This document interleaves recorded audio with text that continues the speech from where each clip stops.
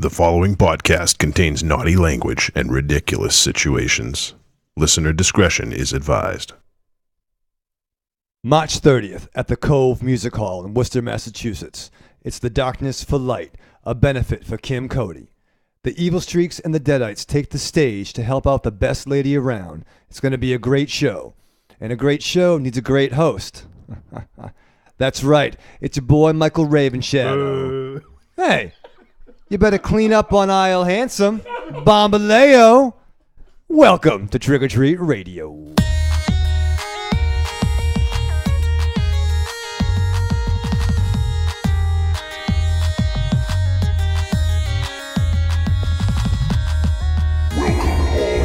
Zombies. You're listening to Trick or Treat Radio, starring the Deadites.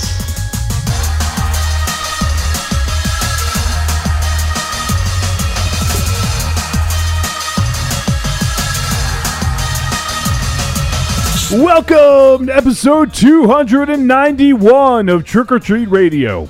Trick or Treat Radio is a phantasmagorical spin kick straight through the heart of pop culture, navigated by the Deadites. The Deadites are the world's greatest electroshock band. We destroy monsters, we drink booze, we win championship belts, and we also have trouble reading with our glasses on. It's a fucking medical condition, dude. It's a magical condition? It's a magical medical... Oh, yeah, I've been cursed. That's what it was. But you have glasses to see, yet you couldn't see. Yeah. What are the glasses for? And that's the curse, isn't it? That's how it is. Isn't it? Isn't it? It's the curse, isn't it? No, it sucks. Okay, I think it's time to get rid of the cool shaded spectacles yeah. and a new pair. Listen, it's the same prescription.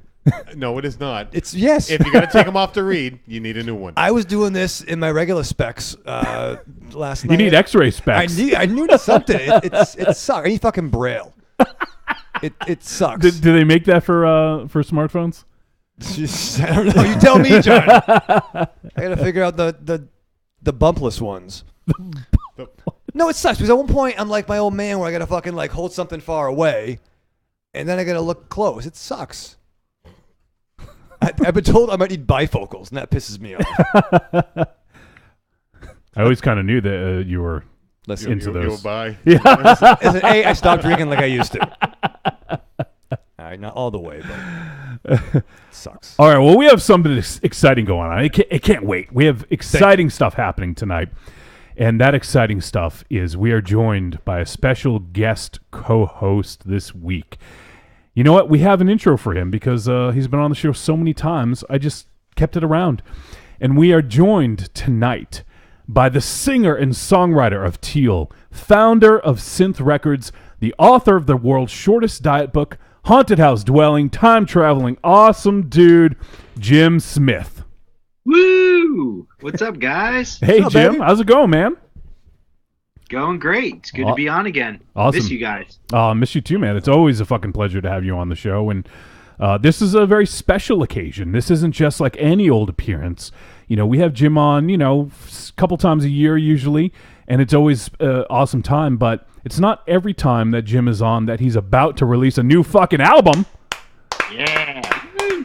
So as we're recording this live on Wednesday, February 21st, we're about 20 past 9. In just under 3 hours, Jim you're basically going to go and you're going to turn a bunch of knobs. What is it, like some sort of secret code? You got to flip some switches, turn some knobs, and then it goes live at midnight. In just under 3 hours, Jim will be releasing his new album from Teeel, Overtime. Yeah, we're gonna have it pretty much everywhere. It's it'll be on Spotify, iTunes, and all of your digital retailers. But I always push head over to teeel.bandcamp.com. That's Teeel with 3 E's, Teeel at Bandcamp, and that way you could download whatever type of file you want, whether you want FLAC or WAV, or you get the highest quality. So I always say that. Plus, iTunes takes their cut. Spotify, they give you a penny. So if you're lucky. Yeah, but no, Bandcamp's the way to do it. Yeah. It's who's in it. I could personally thank people, and it's just really nice to connect with your fans that way. Yeah, absolutely. So everyone out there, go check out Teel's Bandcamp, and you can go ahead and purchase the album. But Jim, out of the kindness of his own heart, has offered to give the album away to folks who contribute to the show by sending in feedback, questions for Jim, or just general feedback. And he has also offered to give it to people who listen to the live show. So anyone who's tuning in live, they have an opportunity to get the album early, a couple hours early. So we're going to give it out in the live chat room. For the people listening on the podcast, I apologize, but we have to keep this, sort of limited. We can't give this out to everybody. But maybe what we'll do, Jim, if it's okay with you, maybe we'll take the first 3 people who listen to the podcast, and if they send an email to podcast@trickortreatradio.com with Teeel in the subject, and give us your favorite Teeel song. Just if you've never heard Teeel, go listen to him and give us your favorite Teeel song, and then we'll send you a link to the album. We're going to do the first 3 people that do it. Does that sound okay with you, Jim? That's awesome. And even more so, if you guys are not able to do it, but you hear this message, shoot me an email at teelmusic.com, and I'd love to hear from you. Yeah. And I'll send you the album that way as well. So wow. But yeah, thank you guys. I appreciate you having me on such a kind of crazy, awesome night for me. And, yeah. How about people who watch the movie and are on the podcast? What do we get? Because I like Drive, Jim. You're out if you, including watch the movie. Jim was on. I watched the movie. I want a record, man. Well, Raven Shadow, Yes. you know what? You're here at the live show, so we'll hook you up, okay? Thank you. Oh, that's nice. And speaking of record, Jim, did you sell all the vinyl, or do you have any vinyl left? Actually, so kind of sad, but I got the records and a few of them were damaged. Shipped from the Czech Republic. Yeah, the box came a day late. One of the boxes, one of 5, and it looked like it was through hell and back. And sure enough, I opened it, and about 45 out of the 50 sleeves were damaged. Oh, so sucks. Yeah, so I'm sitting on 50 damaged records. But the good news is the rest of them did sell out in pre-order. I've mailed out just about 200 records from my house in the past 2 weeks. That's awesome. It's been really intense, but super amazing. I mean, I'm so overwhelmed where I didn't think people. I mean, they only heard one song, so I was like, wow, that's pretty amazing. So the support has been incredible, and now I'm like, should I repress? Because it's ironically, the album's coming out tonight, and I'm like, yeah, I don't have anything, but no, the place that produced the records for me, they are sending me 100 jackets, so it's going to be a couple weeks, and then I'll have some available again. But I don't think I'm going to put them online. I think I've had enough people kind of reach out to me and some friends and family that were like, oh, I didn't get one. So, I'll certainly, again, if you really, really want one, shoot me an email and I'll add you to the list. And if I'm able to get through all of them, I'll make sure everyone gets one. But good news is I think I might do a second pressing, just because, I need records and, it's kind of crazy that it sold out this fast, but the people that did support up front, they certainly get the beautiful splattered vinyl. I think the second pressing, I'll do something a little bit more subdued, so that way, it's still special for the original supporters. Well, that's fucking awesome, and yeah, it's really cool. It always sucks that the shit just happens. Shit gets ruined in transit or whatever. So it's cool that they're going to send you the additional sleeves, though. It just sucks that people have to wait a little bit, but yeah, a second pressing would be great because it seems like Jim Smith or Teeel and vinyl seem to go hand in hand. So it seems like a natural fit.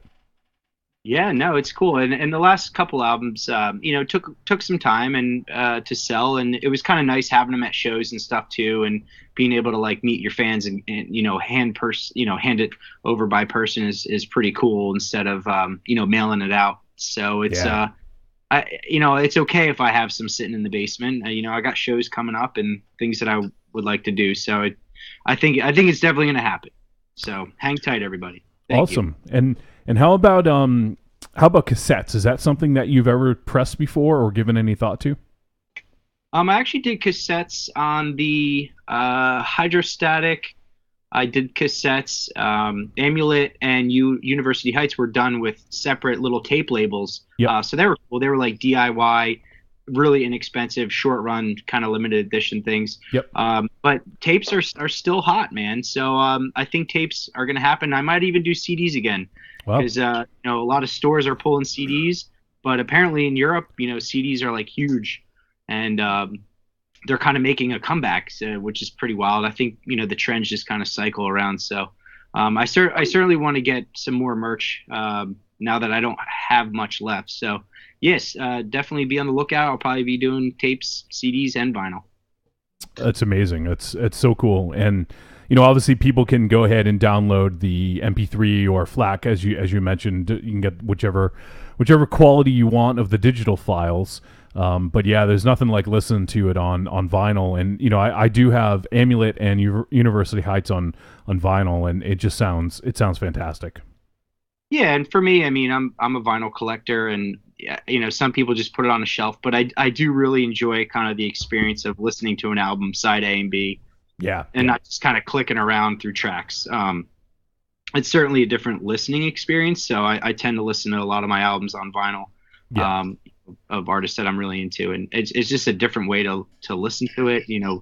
The sound is one thing, but just kind of the whole experience of sitting down and like enjoying an album, is nice. Yeah, absolutely. We have a few people in the chat room, and Mark Sheets from the Punch Farm podcast and Paranormal Punchers is hanging out, and he says, "Hey friends, I just got the new Teeel vinyl last week. I fucking love it." Nice. Sweet. Thanks, Mark. You And, rock, dude. Mark also said, "Hey Jim, any Teeel concerts in Pennsylvania coming up?" We are actually playing in Philly on March 16th. Whoa. Yeah, so definitely got to make it a night in Philly. I know it's a bit of a cruise. I think last time he drove past my house 5 hours to go see us play with you guys. That was a great night. But we're playing March 16th at Bourbon and Branch in Philly. So we'll certainly be posting about it and kind of spreading the word. But that's going to be awesome. We're playing with the Retroglyphs. They're a new kind of 80s new wave band, and they freaking rock. We've done a few shows with them, and they're local guys too. So it's going to be a really, really great night. Awesome. Well, there you go, Mark. There's a show coming up in just a few weeks. You can go check out Teeel in Philadelphia. And anyone else out there, anyone near Philly, you definitely go check that out. And Slegoth is hanging out in the chat room, and he says, "I need to get the vinyl." And he says, "Live Jim sounds like recorded Jim. It's goddamn amazing." And he also says, "Do CDs, do it all." So, thanks, man. Thanks for the support. Your artwork rocks too, dude. Awesome. So tonight, let me talk real quick. We're obviously going to have Jim with us for, if not most of the night, a good portion of it. And we are going to be just talking about the new Teeel album. We're going to play, some clips from it. And like I said, if you send in feedback, you can send in an email or a voicemail to podcast@trickortreatradio.com if you're listening live, and you will automatically get a link that you can download the album. And also, if you're just listening live, we're going to go ahead and give it shortly. We're going to go ahead and drop the link in there for people to go grab. So just hang tight, everyone, as we get things going. And then we're going to talk about a film that just hit Netflix, a Netflix original called The Ritual. So we're going to talk about that a little bit later. And maybe we need a hiking trip, Raven Shadow. Maybe Trick or Treat Radio needs to go on a hiking trip. I don't know, man. I don't know. A lot of bugs out there. A lot of bugs in here, actually. A lot of bugs, that's fair. Yeah, that's a new mascot for the studio. Yeah. Rocket. What is that? Is that Rocket? Do you name it Rocket? I think so. Yeah. It could be a stink bug. I'm not sure. It is. Yeah. Oh, good. So the stink bugs are invading. A lot of people actually were talking about that today. They're like, in a day, it was warm and they're back. Yeah, exactly. So we're trying to connect up with Mars. Mars wasn't able to make it in studio. We're trying to connect up with him. I don't know if I think he's having issues. But Mars needs cell reception. Yes. And then also, we do not have MZ this week. He was feeling a little under the weather, so no MZ in studio this week. But he sends his well wishes and whatever else. What else does he send? Well wishes and whatever else he would send. And some grunts. Yeah. Very Can tired. you hear me? Oh. Yes, there is Mars. We can hear Mars. Ben? Can you hear us, Mars? No. Click. Click. Apparently he can't hear us, but we can hear him, so maybe we'll figure it out. I don't know. Was he hit by a With a dart? dart, yeah. Well, hopefully you can get that squared away. We'll Oh, yes.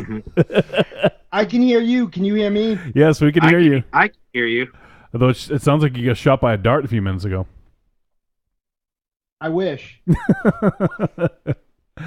So we're now joined by Dynamo Mars. What's up, buddy? Nothing. Not really. Say hi to your buddy Jim. Hey, Jim, how are you? Good, man. Good to hear you. What are you up to? You just hanging out on chat? Yeah, just drinking Dr. Pepper. And rum. Nice. Do you and do whiskey. do you do like Dr. Pepper? What is it? Cherry? Isn't there like an extra doctory Dr. Pepper? It's the sweet There is one. that cherry one, but I don't like it. It has a different sweetener in it. Ah, I think it's not the one that starts with a P. I think it's aspartame. That's Oh, a bad right. one, yeah. It gives me a headache after too long. Yeah, it was weird when I originally hooked up with you guys. It wasn't going through. It was not going through the system. It was just going through the laptop. So you guys would have heard yourself on through my headphones. No, or through no, my one- no microphone. one needs that. No one needs to hear us twice. Once is enough. So we'll just be hanging out with Jim. We're going to talk some more about the upcoming release, Overtime. We're going to go ahead and give away some copies of it to some folks. And Dakota's hanging out now, and he says Diet Cherry Vanilla Dr. Pepper is the best. Not sure they make it anymore, though. There's a lot of flavors in there. Is that your jam, Mars? Diet Cherry Vanilla Dr. Pepper? that's a tongue twister. Yeah, I don't think that. I think that that's too many things. Because Dr. Pepper already has What is it, vanilla like- in it. Like 20 something flavors, or Yeah. That's too much. Diet vanilla, That's like when chocolate, you- cherry. After hockey, when we were young, we would get we would go to the Burger King in Webster Square and we'd get all the sodas. Like we put all the sodas in. That's kind of what that sounds like. I worked at a snack, and a little kid named Jake would get that every day, and we ended up calling it the Jake. And like all the kids, like thousands of kids, would come up and be like, "Yeah, I'll have a Jake." Like it was like Mountain Dew and everything. It was just like there was no way it was good. And now that kid hosts the Cult of Muscle. Yeah. Hey, we didn't get to do it in the intro unless he did, but I do have an announcement to make. I did it in the intro. Okay, good. Is there more info? No, that's it. Okay. I have one more thing next week, but I couldn't make it happen this week. Okay. So luckily, I rushed around today to try to confirm with the hosts, and I lost one, but luckily we still had Raven Shadow. So Babaleo. That's the announcement? well, I got a bigger announcement next week, but I couldn't make it happen this week. There was too much going on. Oh, we got a Raven J. What is going on in this? That was fucking fast, dude. That was really fast. Stop it. Holy shit. Maz sent him that. There's no fucking way. Do you want to explain it while I put it up? Ooh. It's a Raven J original. It's a beautiful, lovely. In an aisle, and then there's a hairy, not lovely someone popping up. That's handsome aisle 7 right there. But I noticed you're not in aisle 7. Yeah, You're in aisle 8. Yeah, you're in 8 or 6. Well, I'm cleaning something up in that aisle. It was a spill. I'm glad you did the joke, though. That's good. Thank you. Yes. The joke would have been see me reading it. That's why we stopped doing the band listings. It's not that the Deadites stopped playing. It's that nobody knew where to go. It's fair. I remember Toadstools. They're good. The place was called Toadstools, and you were calling it Toadstools. Yeah, but Toad the Wet Sprocket was playing there. yeah. Yeah, see? All right, well, let me introduce everyone. How about that? They're good too. All right. So who am I? I'm Johnny Wolfenstein. That's who I am. And I'm the pencil pusher and producer of media for Trick or Treat Radio, the Deadites, the Grand Guignol Network, one of the co-hosts of the Outside Corner Fantasy Baseball podcast, and one of the co-hosts of the Five Hossman Wrestling podcast. We also have the immortal gunslinger, singer and lyricist for the Deadites, and one of the co-hosts of the Five Hossman podcast as well, Dynamo Mars. Hi, how are you? I think we're okay. We also have the triumph riding, stage erecting, whiskey drinking, chief of security, and America's sweetheart, Ares, God of War. Hello. You gonna get in a fight this week, Ares? I'm always ready. Not when there's a real life fight going on, and then you just fucking sit on your hands. But when Some of us, fight about Pinhead's farm, you're work for a all fucking ready living. to go. Pinhead's Farm remembers. How is that skunk? And we also have the chain-smoking, hand-kissing, baby-shaking, lorazepam loving, former comic book reading nerd, the official smoke chamber for Castle Wolfenstein, the pimp of promotions, the Italian rapscallion, the professional bullshitter, the cool principal, the proprietor of the sexy speakeasy, and the Parisian Bruja himself, Michael Ravenshadow. That's right, Johnny. Maybe we should mention again, I'm also hosting the Darkness for Light benefit show at the Cove Music Hall in Worcester, Massachusetts. Did you just say doctors? Doctors for Light. for Light. Yeah, they can come.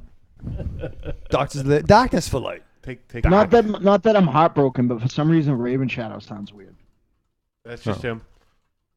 Oh. Like Aries sounds normal, and Jim sounds normal, and Well, Wolfie sounds good, but we're- Raven Shadow sounds garbly.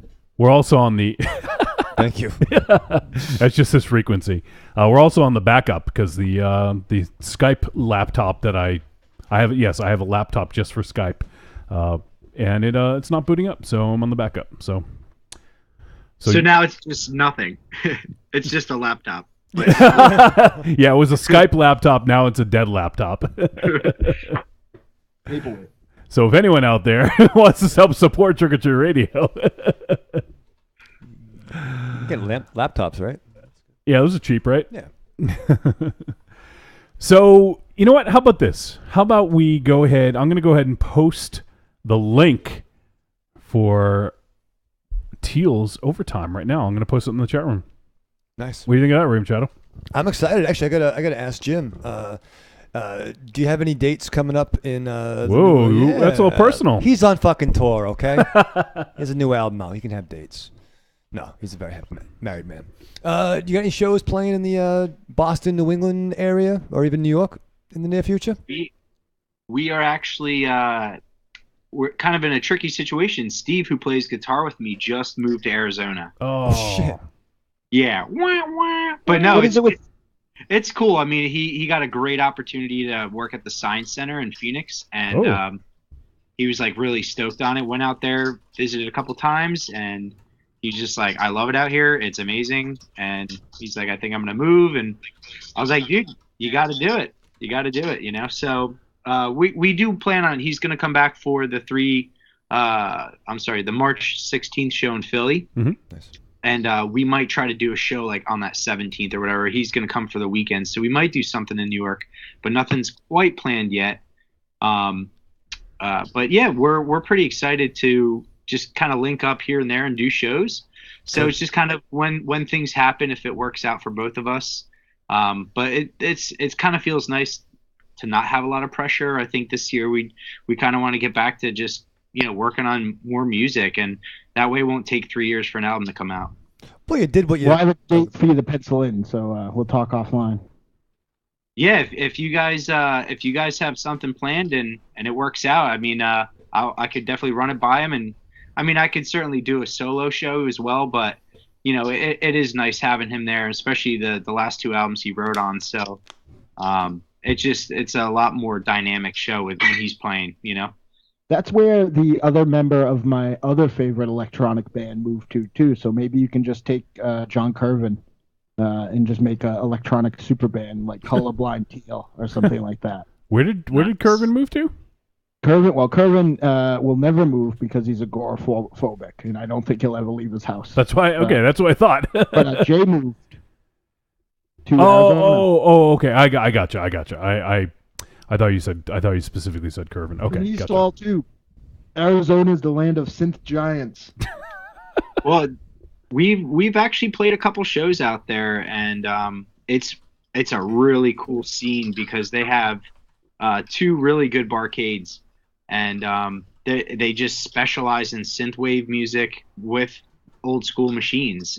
So it's free play. You walk in and you can play whatever games you want. It's really awesome. That's awesome. That's nice. Yeah, that's amazing. So, and like when we played out there, I mean, the place was packed with gamers and kids that are into synthwave. So they have a nice scene.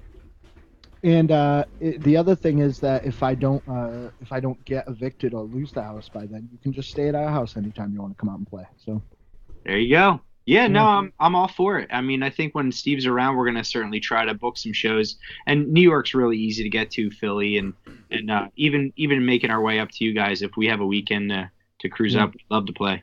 yeah, you should. What you should do next time is just try to leave yourself that Saturday because you always miss the convention part of stuff at that Rocket Shock weekend. So Yeah, that's actually I was super bummed that was going on because I think we came up there, we were so early, we just like drove around and did nothing for 3 hours, and we could have went to like a really kick-ass convention. yeah, could have come to my house too, but whatever. Dynamo, pick up. I would have cooked your paschetti. Oh, biscuit. Biscotti. Love it. So I guess we'll start talking a little bit about the album, Jim. I just gave, by the way, the link to some folks in the chat room if they wanted to download it. And Cecil and Oily Maniac are both really excited and both said thank you. And so talk a little bit about Overtime. Now, obviously, you know, this is the fourth Teeel album. How is this one different, or what does this one present that the others don't? Or is it an extension of what you've done in the past? Just talk a little bit about Overtime. Yeah, I mean, this album actually took a little over 3 years to complete, whereas previous albums, I think the first album, Amulet, took 6 months, but it was like every night cranking on it till the wee hours. And that was kind of an intense album. And then University Heights, I took my time with it.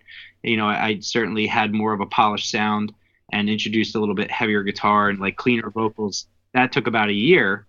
And then Steve joined me and we did Hydrostatic. So that kind of introduced his guitars. And we kind of wrote a little bit more poppier sound, you know, definitely stuff that you could play live and people could dance to. I mean, we were playing live together and we were like, oh, we got to like these really emotional, heavy songs, but we wanted some kind of upbeat stuff. So we wrote that out. And I think this album is a giant mix of the three. I tried to kind of make a mixed bag of synth wave, you know, electro, kind of electronic rock. I mean, it's got a little bit of everything. So each song kind of, you know, it's shocking at times because, you know, it's jarring to go from this like kind of sweet love song to, you know, heavy synth wave. But I tried to do a nice track listing so it flowed well, and also tried to, you know, do something different where we have some female vocals on this album. So this is the first time I've ever introduced anyone else on the album, you know, singing. Certainly remixed a lot of female artists, and it's always been really fun. But both really interesting ways these girls came on the album. One is one of my wife's best friends, and I've known her for years, since high school, and she would always sing like really funny songs, but very sultry and like just kind of deep and emotional. And I always loved her voice, so I'm like, oh, I gotta record you. And we kind of talked about it for like 10 years, like, oh, when are we gonna record? But we never did it. And then one night before we went out, I was like, just come in and like, my mic's set up, let me just record some like vocal takes. And she just kind of was doing like a vocal test, and I ended up writing a song to it. So Sin City was kind of written around her, you know, singing to a click track. Nice. So that was like really cool to do in a kind of experimental way. And the other one was introduced my buddy Mike, who I met out in Pittsburgh at a show. He does a zine, and he's like, you know, really into, you know, he DJs and stuff. So he introduced me. He's like, oh, you got to meet this girl. You know, her voice sounds like old school Madonna. Like she's just got that 80s vibe. And I was like, oh, cool. Let me check out her stuff. And she sent me over this demo that was really cool. Some guy had written a backbeat for it, and she sang over it. And I was like, wow, this is pretty awesome. So I sent her a few tracks, just little demos and loops, and she recorded some scratch vocals and sent it back to me. And I ended up writing out the song to it, like sequencing it out, and then sent that back to her. And then she recorded really clean vocals at a friend's house, sent them back to me, and then I edited and cleaned it all up. So it was a virtual experience. I've never met her in person. We did it all through email, and it was Interesting. so that was very different experiences from my previous albums, where normally, I'm writing really late at night. I do it all by myself, and Steve would come over and record. But this time, Steve, was living in North Jersey, and we weren't able to connect as much. So he would, same thing, just from, sitting next to me and recording for hours, he, picked up on it, and I would send him stuff and he'd send it back to me. And it was kind of a digital experience, and a crazy way to work now. It's like, you get an iMac, a really good sound card, and he's got tons of guitars, and he would send me stuff and I'd be able to work with it. So this album was, definitely has some collaboration on it. But it was fun. It was a lot of fun. It just took forever. This one, I felt like I really put a ton of time into each song. Everything's definitely a little bit more polished than my older stuff, which I think there's some charm to, Amulet, because it was, my vocals aren't as precise, and my timing and things like that. It was kind of, I was naive when I was writing. Yeah. So the more you learn, it's the worth more saying I love that fucking record. Yeah, it's amazing. Honestly, I love that album just as much as all of them. It's just kind of a different time of writing, and I was learning, still learning about synths and hardware, and I'm starting to learn more about what makes what sounds. And, as you learn more, you kind of get pickier. So Yeah. I think this album, I really chewed it apart. And I mean, there was tons of vocals I recorded that I just ended up taking out, and I'm like, wow, that was like 70 hours of stuff that no one will ever hear. It's awesome bringing and you must have even realized this, even just bringing guitar, and we've had Miss Matrix more on the writing element, and I was always afraid to bring anybody in writing because the last thing we needed is be slowed down. But that energy that happens when something comes up that I never would have fucking thought of that in a million years, or that wouldn't have been the way that I would have done it. It's so exciting, Yeah, even sending tracks to Erica, she tried stuff that I was like, wow, that's way cooler than anything I could have done.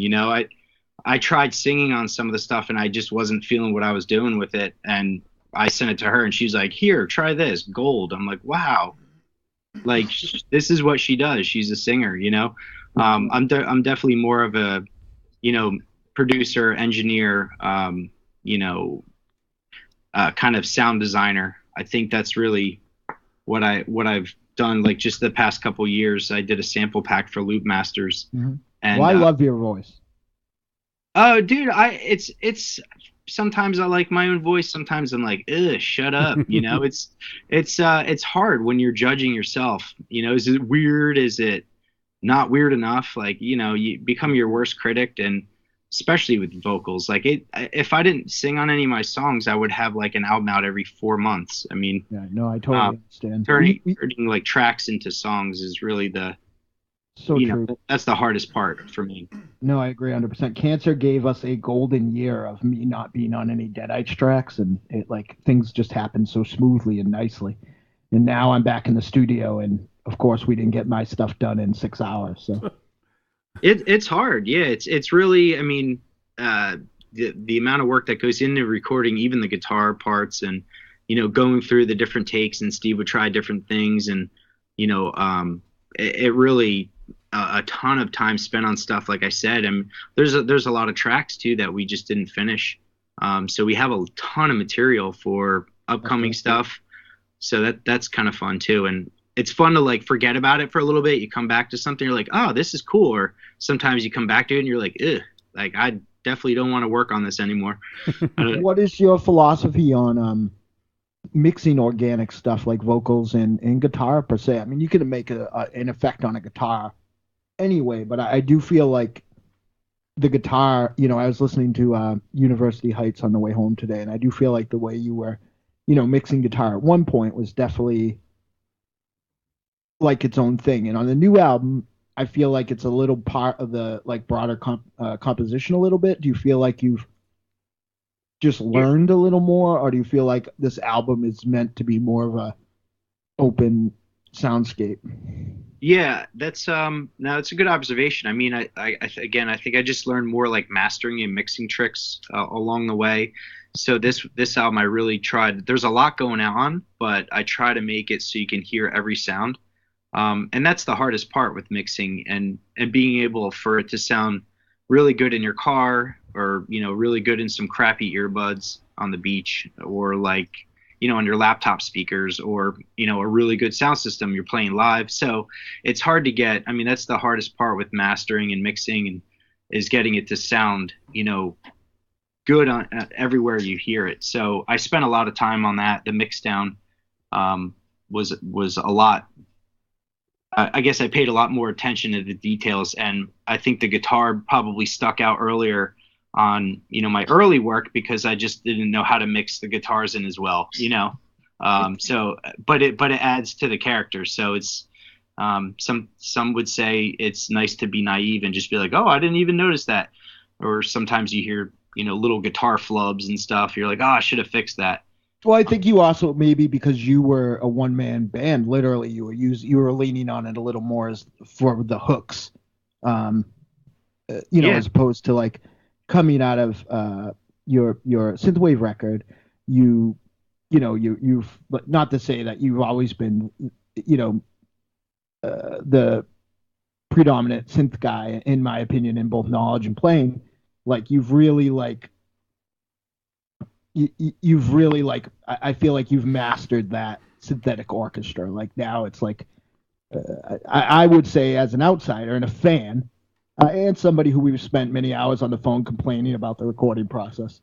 Oh yeah. That I feel like you're in a place now as an engineer and a producer where you have I think as an outsider, I'm defending your guitar here. I think it's just more of a matter of like, I think that you are using it more in a way that it's another part. Like, I think a lot of the hooks come from more synthy elements now, where you were a guitar player, so you were using that for some of the the hooks, like in Crystal Lake. I think I might be thinking of specifically. Yeah. Also a trend that I'll do on all the albums, the latter part of the albums usually have the heavy guitar. So most of the albums I'll start off kind of fun and poppy, and then kind of have a little break into the middle, and kind of mix it up with something either dancey or kind of upbeat, and then it gets a little dark and somber. Right. I think so. Usually on the albums, the later tracks on all of my albums have like heavy distortion guitar. So that's also using different guitars. I have my bluesy sounding Strat that's, single pickup. That one, I put a chorus on and a reverb on it, and it sounds like The Cure, like perfect. Sure. And then if I use my Ibanez, or, Steve has a lot of different guitars. He's got his Gibson that he uses, and he also has a Parker Fly, which is a really unique guitar. So he's recorded with different guitars. This one probably has like 3 or 4 different guitars, some of mine, some of his. And some of this album too, I'm playing guitar the same notes as Steve. Mine's just a little bit more buried in the mix, as like I'll pan it a little to the left and him to the right, just to kind of give it that unison sound. But to your point, I think earlier stuff too. I did play in metal bands. So I would play some kind of chunkier riffs and things like that. But it was also the guitars I was using versus the guitars on this album. Definitely add a totally different tone and feeling to the guitar work. One thing I wanted to comment on, Jim, this goes back a couple minutes. You were talking about having the guest vocalists. And when I was the first time I listened to Overtime, I had turned it on. I think I went into the other room. I came back in, and there was another song had come on. I can't remember. It might have been Synth City, because I think that's the first song with another singer that's not you. And I at first I was like, what am I? Who is this? Like it kind of threw me for a loop because as you said, this is the first time you've had anyone else's voice but your own, and so it did throw me for a loop. But it still was Teeel. Like it has that sound to it, and also just to comment on your vocals, I think these are the best your vocals have ever sounded. Like I've always enjoyed hearing your voice, but I think that you've refined them to a really great degree, and I think that the vocals I agree 100%. on this album are fantastic. Yeah, I agree 100%. Yeah, again, it was I think just the years and years of mixing my own stuff. I've never sent it out to get mastered or anything, so everything that you hear is straight out of the box. Yeah. So I did learn better mixing techniques and just ways of EQing my voice to get it to stand a little brighter in the mix. And I also did a lot of like harmonic layers too, which I haven't really done. And I've always been like a huge fan of like Beach Boys, and I just love that sound where you get that a slight octave, the difference of like it's still my voice, but I didn't want to just use an octave pedal because then it just sounds like an effect on a voice. So I was like, let me just sing it 100 times and kind of blend myself so that a lot of the vocals are like 7 of me or like 3 of me singing the same part. I don't really like to like auto-tune stuff very hard so you hear like the snap from note to note. I'd rather have my more natural sound because the drums and everything are so robotic and to a grid where this time I was like I'll just record a lot more of myself, which I've always done. That's kind of like my Teeel sound, with my vocals, but a lot of it is I'm singing in my closet. I get room noise. I mean, just from like the crickets outside and, so I'm not recording in a professional space. So I'm doing a lot of, cleanup, but not trying to make it sound overly affected. Mm-hmm. Right. Where I try to get more for a natural vocal instead of like too much effects where you can't quite hear what I'm doing. Yeah. I totally get that. The same thing actually happened to me. It's worth saying. Before I was able to sit down and listen to it, got put in my where I stream my music from, and it came up in shuffle, and I was just making dinner at where I work, and I was listening to Living Phantoms, and then a song came on where you weren't singing, and at first I was like, wow, that's weird. Did 2 Living Phantom songs come on in a row? And then like then as the song opened up a little more, I was like, this sounds like fucking Jim, but there's a girl singing. And then I so I went over to my laptop, and sure enough, it was you. And I was like, oh my God, what's even happening right now? It's so exciting. Like I was totally stoked, but I did get tricked at first. Yeah, I've had a lot of fun remixing different vocalists because, they send me a nice vocal track and it's like, wow, all that work's done.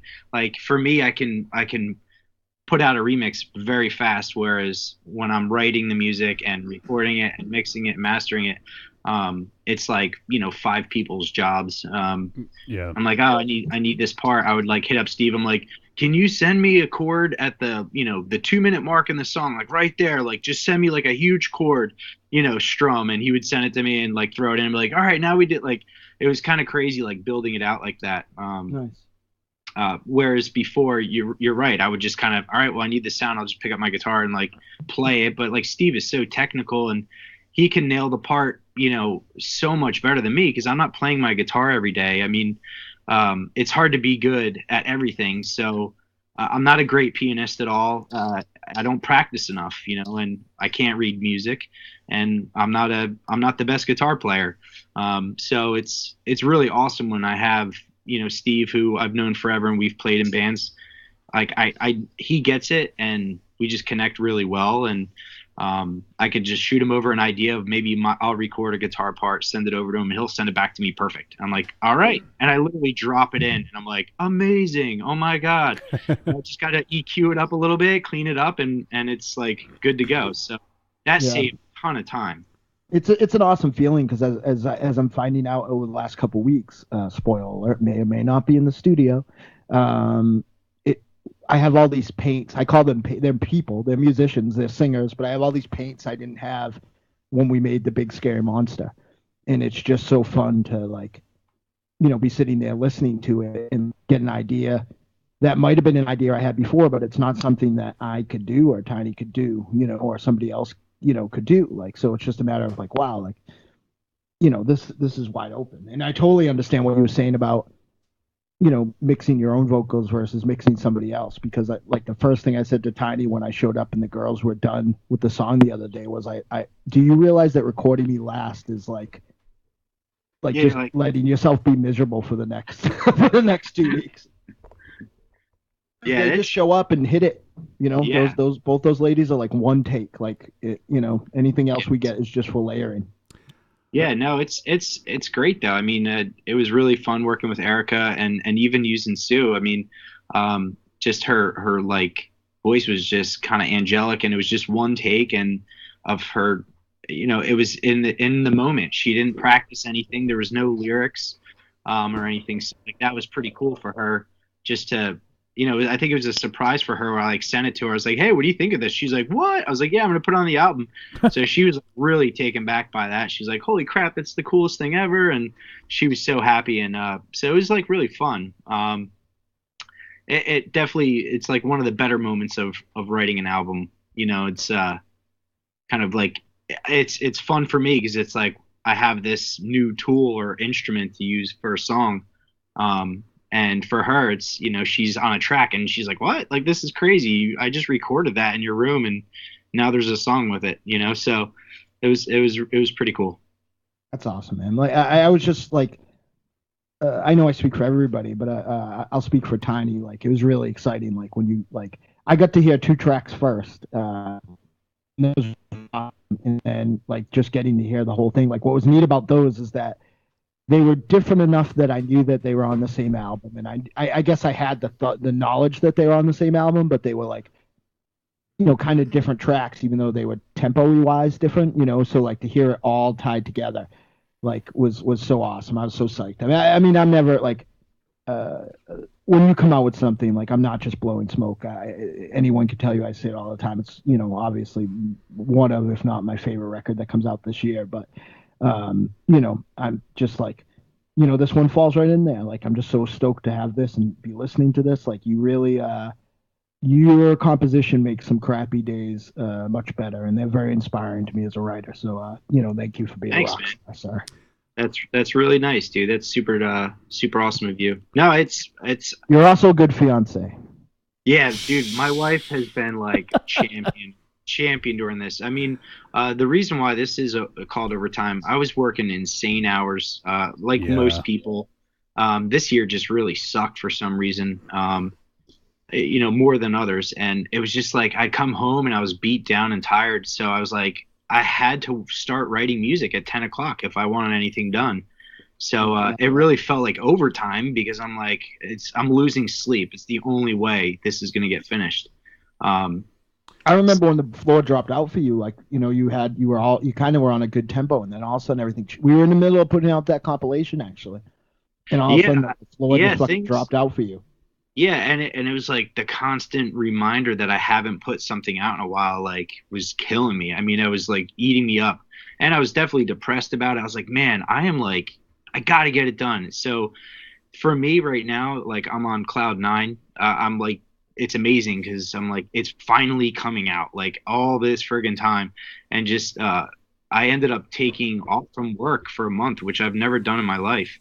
I took a sabbatical because I was just like broken down, man. I was like, I need a break from all this. And it was the best thing I ever did because I wake up early and just work on the album nonstop. Like, it was awesome. So my wife was super cool about it, obviously, because I'm like, look, I have to disappear into the woods. Like, that's how serious I'm taking this, And she was super cool about it. And she actually got sick during that time, and I had to take her to the doctor's. She's like, I'm ruining your day. I'm like, no, it's fine. Like, it's totally cool. I remember she's super supportive though. Yeah, we've had a chance to meet your wife on at least one occasion, and she's super sweet. So that's really awesome that you were able to do that. I think last time we had you on was right before you took that month off, and I remember you were all excited because you were taking a month off just to work on the album. And I mean, usually when you take off work, we do like to travel and take vacation time. So, when she's a teacher, she's off in the summer. I'll try to take off days to go away, but you're still running around, and like a vacation is still you know, and I'm not working on the album if I'm on vacation. So I was like, look, I really need a month. And I just kind of saved my money up to do it. And I just sat at home and worked on Yeah. the album literally from like 7 a.m. till 2 3 a.m. It was ludicrous. That's pretty But crazy. I like fully immersed myself into it, and it was a lot of the grunt work time because I had all the vocals done and guitars done. I'm like, now I have to clean all of it up. So it was a lot of like a ton of work, just getting it mixed down. Yeah. So I took that whole month to do that really, and just get the files prepared, send them out, to get the vinyl made and all that stuff. So it was obviously just a shit ton of work. Yeah. But it just feels good. Like I'm like, man, I could get hit by a car tomorrow and like it's all good. Like I'm still. Please don't do that. Yes, I don't want that to happen. But knocking on wood. But no, it's I'm stoked. And honestly, the only people that have heard the album are like very, very close friends and family. I've been keeping it really close. So Yeah. all the people in the chat room, you guys actually have it like 2 hours before the entire world. So that's pretty cool. Yeah, absolutely. I was honored that you sent it to me early, and me, Mars, and Tiny, and I definitely I've listened to it at least 10 times, if not more. So, I legit love it. And one other question I wanted to ask was, now with Amulet and with University Heights, you kind of wore your inspiration on your sleeve, so to speak. By just going down the track list, you can kind of tell where the inspiration was coming from. And when going through the song titles for Overtime, I was having trouble sort of like, I couldn't tell exactly where the inspiration was coming from. So it seems like you got a lot of the horror sort of, and pop culture movies out of the way with Amulet and with University Heights. But I was just wondering if you could talk about the inspiration for these songs and the lyrical content. Yeah. Again, I think this one was like a really big mix of the three. Amulet was certainly a concept album. Like I was learning, what the Teeel sound was. So I feel like, that was a lot of experimentation, like experimenting with different synths and, different ways of recording and University Heights definitely had a pop culture theme.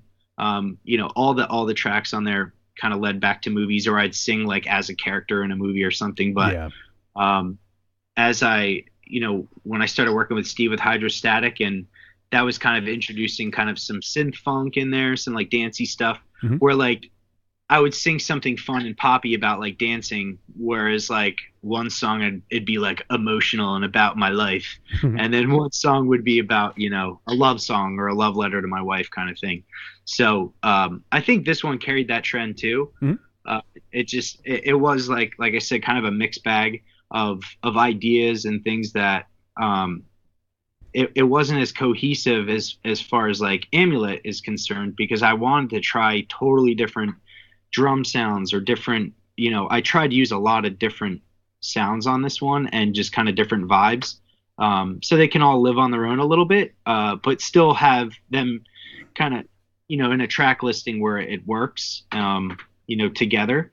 And it's still my sound because obviously I'm the one working on it, but I think sometimes you can't kind of escape your habits of how, like, I like my drums really loud and punchy, and I like the bass, I always use my Moog for it. So I kind of have the Teeel formula of, what I want on the album. But this one, I certainly tried some new synths. Like I picked up some new gear and things that I'm like, I've never used like a synth like this way. And, or, we even go up like an octave in one of the songs too, where like, I've never done that. Yeah. Or I'll just like a weird bridge that's only appears once in the song. So I tried to do like different things on this just to make it a little different and just fun for me too, and not be like, look, I got to just write the same record I wrote 5 years ago because that's what people want. I want to try something new and fun, and it's that way. It's exciting for me to try something new. But yeah, this one, there is some like University Heights vibes. I think Bass Castle. That's what I call my house, and that's actually where Vader. It's like Vader's castle. Yeah. for all the Star Wars nerds out there.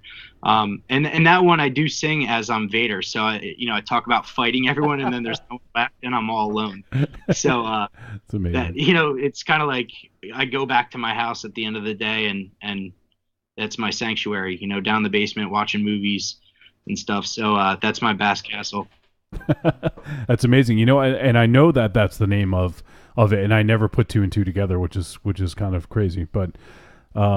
But yeah, it's awesome. I'm super excited for people to hear it. Unfortunately, you're not going to be able to hear this, Jim, but we did get a message from Slagoth. I'm trying to think of how I can relate this to you, because we're on the backup machine. You're not going to be able to hear. I guess what we could do is I could relay it to you. I know it's not nearly as cool. Ooh. Actually, let me see. Maybe I can try to get some. Maybe I can get some headphones up to the backup machine to maybe help, so we can hear it. But let me, Aries, would you mind handing me a set of headphones right there? Yeah, I know this is really ridiculous. And by the way, I wasn't saying come on to anyone there. The cat was trying to eat my pizza. All right, so I'm going to try this, Jim. If you can't hear, I'll just repeat it, and then if it's a question for you, I'll repeat it. So there may be for you guys, there may be 90 seconds of silence to Jim and Mars, but hopefully you guys can hear the message. Hey, what's up, Trick or Treat Radio? Just wanted to call in real quick, and well, first off, Jim is amazing. Teeel is amazing. I don't know. Get their music, guys. I don't know. Get his music, watch it, listen to it, find it, whatever there's out there, check it out. And my thoughts on the ritual are, I fucking loved it. I think some people won't like it, but sorry, everything's blowing up here. Of course, getting notifications. I never turn them off. Sorry, guys. But the film itself is, I don't know. I felt for all the guys, the whole situation, everything that went on with it, and the designs in that film. You know what I'm going to do is I'm just going to hold off on Slagoth's voicemail since he was talking about the movie mostly. I don't know if you heard any of that, Jim. Were you able to hear any of that? Yeah, okay. Yeah, I heard it. Okay, cool. So he didn't. There was. Thank you very much for the shout out. Yeah, it wasn't really a question, but just a shout out. We got another one from Dakota. I never pre-screen them, so I know this isn't great radio per se, but I always like getting the sort of initial reaction the first time. So let me just go ahead and play Dakota's, and we'll see if Dakota has something for Jim, or if it's for the film review. I'll just hold off on it. So let's take a listen to Dakota. Hey you guys, Dakota here. For my first ever voicemail, I'd like to give you some of my thoughts on the ritual. I was excited. All right, so we'll hold off on that then. So awesome. Well, it's great to hear from Dakota, and that's a tease. We'll hear from Dakota in a little bit. The amuse-bouche. The amuse-bouche, yeah. So if anyone has, in the chat room, if anyone has questions for Jim, feel free to toss them out in the chat room. We're going to take a break in just a minute, but we'll be back, and we'll talk about the ritual, and we can pepper in some questions for Jim or talk about him after. So I have some more questions, so I'll fill in the slack if those sons of bitches don't have any more. Sure. So we'll head to break in just a moment then, and we'll come back. We'll start talking about the ritual. But if you guys want to help support the show, head over to trickortreatradio.com, and then on the right-hand side, you got to see a bunch of links. There's going to be an Amazon logo. You click on that. It brings you right to Amazon with our affiliate link, and everything you purchase in that session gets attributed to us. Doesn't cost them any extra, Raven Shadow. But it helps keep the lights on. That's right, and especially with a dead laptop, we may need some help. So if you guys want to, you can also go to the store, go to trickortreatradio.com and click on store, and then you can buy some digital content. We have the Trick or Treat Radio Greatest Hits Volumes 1 through 3. We have an old Deadite show from 1996, complete with radio interview with myself, Tiny, and Marsman. And there's some other cool stuff on there. And if you guys want, there's some T-shirts, there's some buttons, and there's some other stuff. So if you guys want to help out, go check that out on trickortreatradio.com. And also, if you just want to just give us money, we're cool with that. There's a PayPal donate link on the front page. You can just click on that and donate whatever you want to help out. And we also have our friends over at Make Some Noise! XSplit! Friends over at XSplit. They provide the live streaming video you see every Wednesday night. If you're not watching the live stream, well, first of all, you're missing the Teeel album for free, and I'm sorry. Screwed the pooch. But also, you get to miss out on Raven J drawings, or Aries scratching his beard maybe here and there, drinking whiskey. Yeah. Raven Shadow being outrageous. It looks like you guys have a sad Santa Claus on the panel. Well, he is sad. Yeah. It's not Christmas. No It's 70 presents to degrees send. in February. Yeah. Santa's sad. Everyone's being... No presents to send. It's too hot for the elves. I work for a living. He's pissed. He's so upset right now. Cromcast Josh is now hanging out. What's up, Cromcast Josh? And he says, I admit I haven't listened to Teeel as much as I should, but what I've listened to, I dig a lot. Looking forward to hearing the new album, Jim. All right. Thank you. It's awesome. And he also says that my beard wants to be like Aries' beard when it grows up. Something to aspire to, for sure. All right, Raven Shadow. Yeah. So you sit down. You have a Netflix pick to watch, a Netflix exclusive film. Yeah, it is. You sit down to watch this. What do you do to prepare to watch The Ritual? I do my own ritual, Johnny. I do a lot of You get the incantations. fan. Yeah, it's all kinds of, it's I turn the heat. Aries took his headphones off. Listen, you're putting them back on. It involves you. No, I light some candles. Vibe. Yeah, Bob. Actually, I get a nice hearty breakfast. Hold on one sec, Raven Okay, Shadow. I'll go fuck myself. And Dakota and Slegoth both commented that they didn't spoil anything. And I'm not worried about you guys spoiling anything in your voicemails. I thought they might have been questions for Jim. So that's why I just wanted to check. We will play them in their entirety later on after we discuss the film, though. So just want to let those guys know. All right, continue, Raven Shadow. Where what? Oh, no, you lost. Ah, No. fuck! I strap on. Do you love a scary story? Do you love to dance?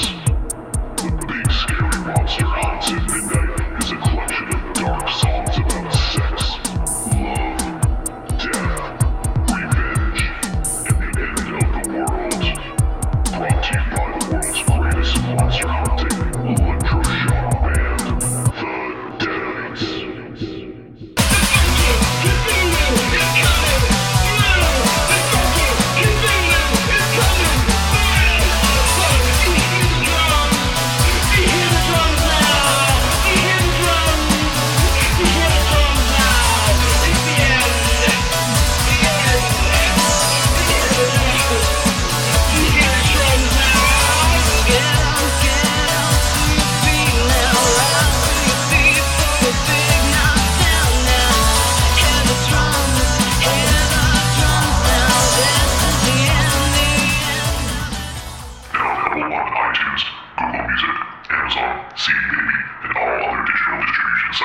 Hey, you matzo heads. This is Larry Fine, and you're listening to Trick or Treat Radio. I will be Burble. What's up, y'all? It's me, the Yeti. Telling all the ladies that they couldn't be more fine and that we should knock those boots like Frankenstein. When I want to get my nerd on, I go to Facebook and I go to the Trick or Treat Radio Facebook group. That's the place where I get to talk about all the hip new horror movies, all the cool comics, Like comics.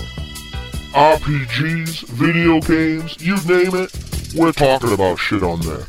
And you could not be any cooler if you were the coolest kid in school. Be the first kid on your block to swing their cock over at the Trick or Treat Radio Facebook group. Just go to Facebook, search for Trick or Treat Radio, ask to join, and it's like Nerd Nirvana, baby, without the shotgun blast. This is the Yeti, signing out. See you at the Trick or Treat Radio Facebook group. Follow us on Twitter at The Deadites, TheDeadites.com, and TrickOrTreatRadio.com.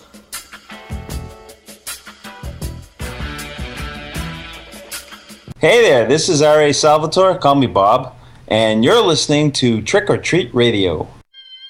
Hello.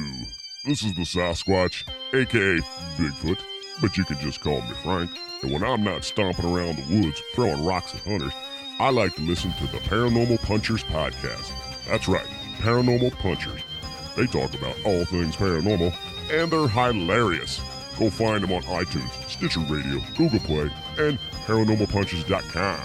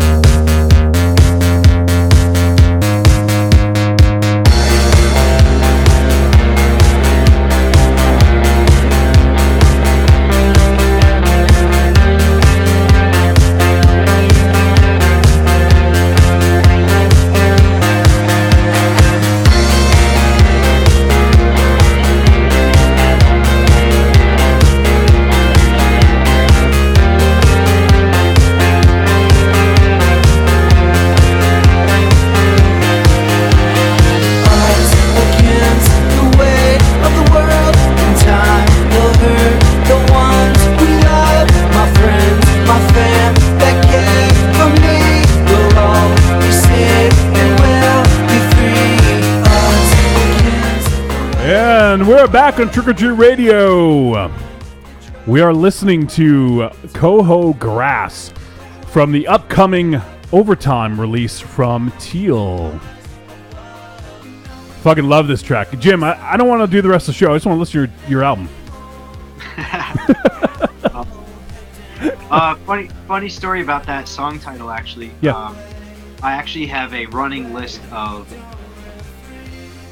song titles, band names, like just this kind of ever-long list that I've been working on for years and years. But that one is actually a coined term that my little brother said when he was probably like 5 or 6 years old. We were playing hockey out front, and one of my sticks broke, and it was a Coho hockey stick. Yep. And my little brother stuck it in the grass and said, "Coho grass," and like. And like it didn't mean anything, but like we all just started cracking up, and it just became like a word that we would say like randomly, just in the middle of like conversations and stuff. Someone would just say Coho grass. So I just thought, you know what, I got to get this thing printed somewhere. It has to be a song or something. Yeah, one day. That's amazing. Yeah. So if anyone ever wanted to know what the hell Coho grass meant, basically it was a hockey stick that was shoved in the grass. That's incredible. Yeah. I seriously just want to keep this playing throughout the rest of the show. Yeah. It's so good, Jim, and it is sort of, I know we're going to start talking about the film in just a sec, but it does seem like a natural progression of all your music. It almost seems like it's, if you take the first 3 albums, it's almost kind of like a sum of all of those, but advanced a little bit further. It's like you put it all in a blender and then like put some rum in there, right, Raven Shadow? Something to spruce it up, something new. Yeah, give it a pop. Give it a little pop. Give it a little sing. No, that was certainly the goal with this one. I mean, I actually used some similar instruments and stuff that I used on some older albums specifically. Like, I really want to add like a soft pad synth sound, and I'm like, I use this in like corduroy swell, from Amulet, and I always liked that sound, and why not use it again? So I take a lot of notes too, and just as far as like different synth patches and things that I'll save into my synthesizer. So it's like, all right, I worked on that sound. I know it's exactly what I want, and I could just access it so much easier these days. It's just time put into the machines too. Yeah, it's so cool. So we just heard Coho Grass underneath as we were just talking. So once again, for those listening live, I just put the link to download Overtime in the chat room. So feel free to grab it and download the album. Yeah, download the album. Obviously, please don't share that link. This is exclusive only to you guys. Yes. And it will be available at midnight everywhere on iTunes and all that good stuff. But definitely grab it from teal.bandcamp.com. shoot me a message, say what's up. I love chatting with people. So, it's cool to talk to my fans and people that are into the album. Or if you hate it, let me know that too. And just be fun to hear from you. But thanks, guys. I appreciate all the support. If you do hate it, don't let us know because we'll come after you. Yeah, exactly. That's right. I got the Deadites to protect me, so we're good. You can't even protect us. And I have a question for Jim, if that's okay, Wolfie. Yeah, one quick sec. I just want to. Okay. My girl T Dog is in the chat room, and she said a little zazz. So that's what's in the blender. A little zazz. There you go, little zazz. Yep. I like that. Go ahead, Mars.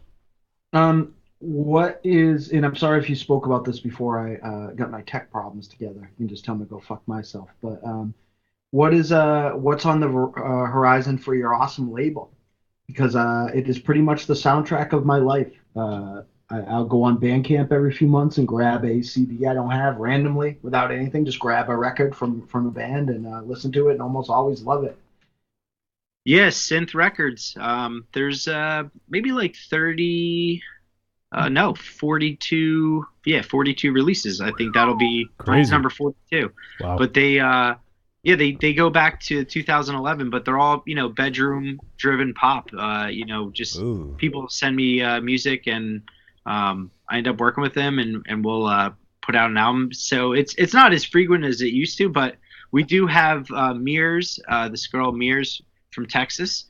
She's working with Soft Lighting, Brian, and Aesop Pete from On the Boards, and he's actually he helped produce that too. So they're gonna have a single come out next month after this Awesome. album. I love the just so many things. I won't name. I won't make a list because I'll forget somebody that a great record that. But we got to meet. I'm gonna say the name wrong because I'm bad at saying names. We got to meet, and I bought a physical copy. Aeon Rings. Aeon Rings. Yep. And that record was great. Yeah. Oh, dude, their sound is amazing. They're kind of more of a dark wave. If you like really dark synth wave with kind of brooding vocals, they got a great sound. Aeon Rings, AEIO or A. Hold on, let me think about this here. AEON. Yeah. Well, their logo in there, the way they set it up, totally fucks my iTunes and my Subsonic. So. Right. Yeah, that's it definitely looks cool, but it is hard to find. But yeah, Aeon Rings, they have a lot of cool things going on. I know Davey does a lot of DJing, and they've been playing out live a lot in New York. So if you're in New York, definitely check them out. They're playing at Nightwave, which is a synthwave monthly. So if you're living in New York or around the tri-state area, make your way to that party because you'll definitely hear some of the fresher, new wave sounds that are coming out. Yeah, Awesome. And Davey was awesome. He's Davey's a singer, right? Yeah. Yeah. Because we it was at the Perturbator show when Tiny had loaned his gear to Perturbator after it was stolen, and so we got to go and and we got to hang out a little bit, and so we saw Davey and went up to him, and we told him we're good friends with you, and he's like, "Oh my God!" He's like, "Jim's the fucking best," and like he was just like hugging us. Like once we said that we knew you, he was like, we were like in, and he was like super awesome and super nice to us. Yeah, You might be the only guy in all of music that nobody has anything bad. Yeah. Yeah, oh, thanks, man. No, he's awesome, dude. He every time we get together, we were like pirates, and we just start drinking, and he's a fun guy to be around, and we always have a blast. He's very animatic when he sings and stuff. So their shows are always really fun, and he really plays with the crowd and stuff. So, but they're awesome live, and their music sounds amazing.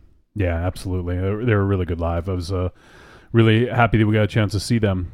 And I think we may have even talked about this on the show, but I think you were originally offered that show and you weren't able to do it, right? Yeah, I think we were out of town at the time, and that was so beat. His equipment got stolen, but I'm glad he was able to pull something together. A lot of people came out and were able to get him gear for as he went city to city. So he was able to finish the tour, thankfully. Yeah, man, that sucks getting, especially when you have like, the gear that you and Tiny use and Perturbator and a lot of these other synth musicians is, some of that shit's you can't really get very easily anymore. So Yeah, I don't bring anything that I can't go get at a Guitar Center anymore because I've had people spill beer like on like my 30-year-old Moogs. I'm like, never again. Yeah. They're staying in my room. They're never leaving. Yeah, no kidding. and honestly, like I really want to play them live too because they're so awesome. But you just or they get stolen. I mean, my heart would be broken. So I just can't do it.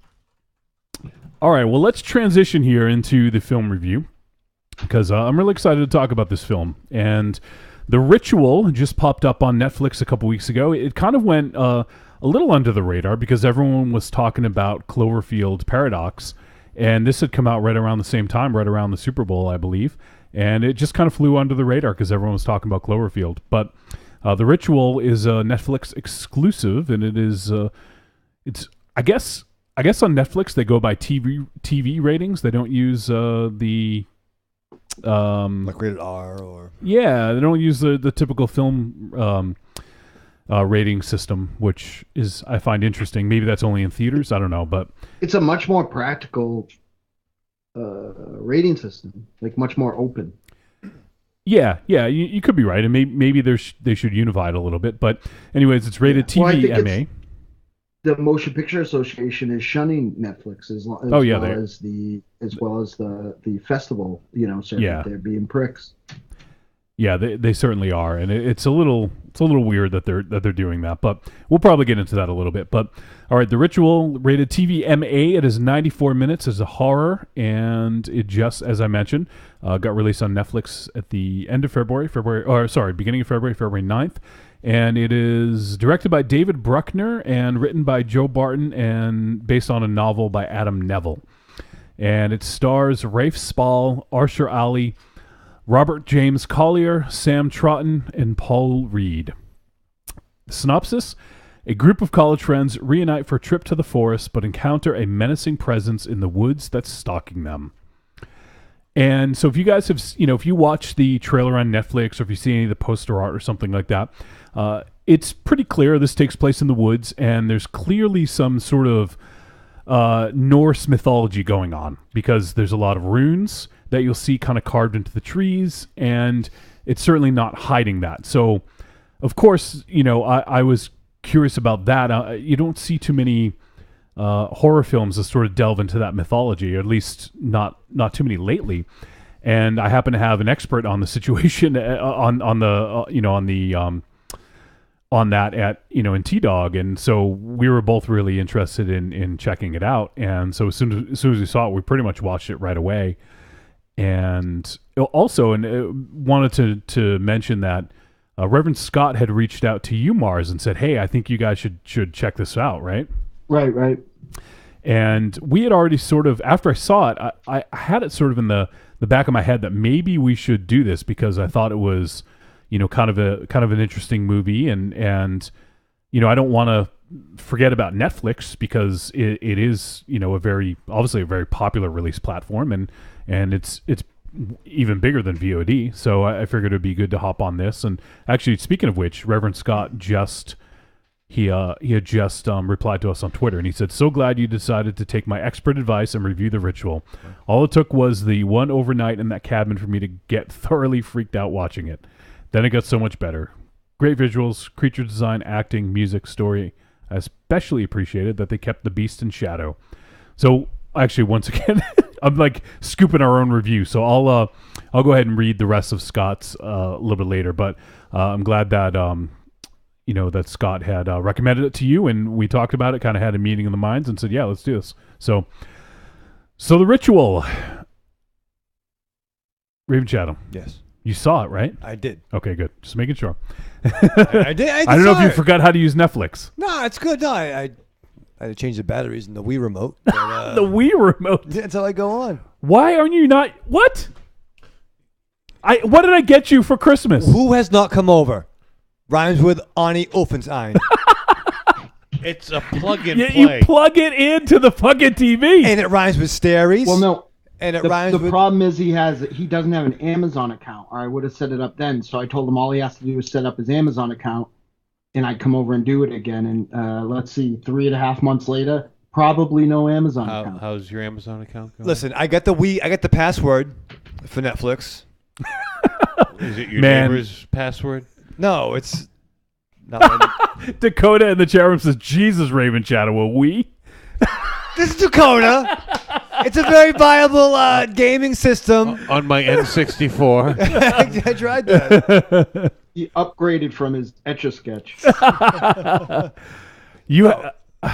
I'll pick you man, up, all right? Jesus. We'll go over and we'll get pastrami and black olive pizza and we'll set up some rooms.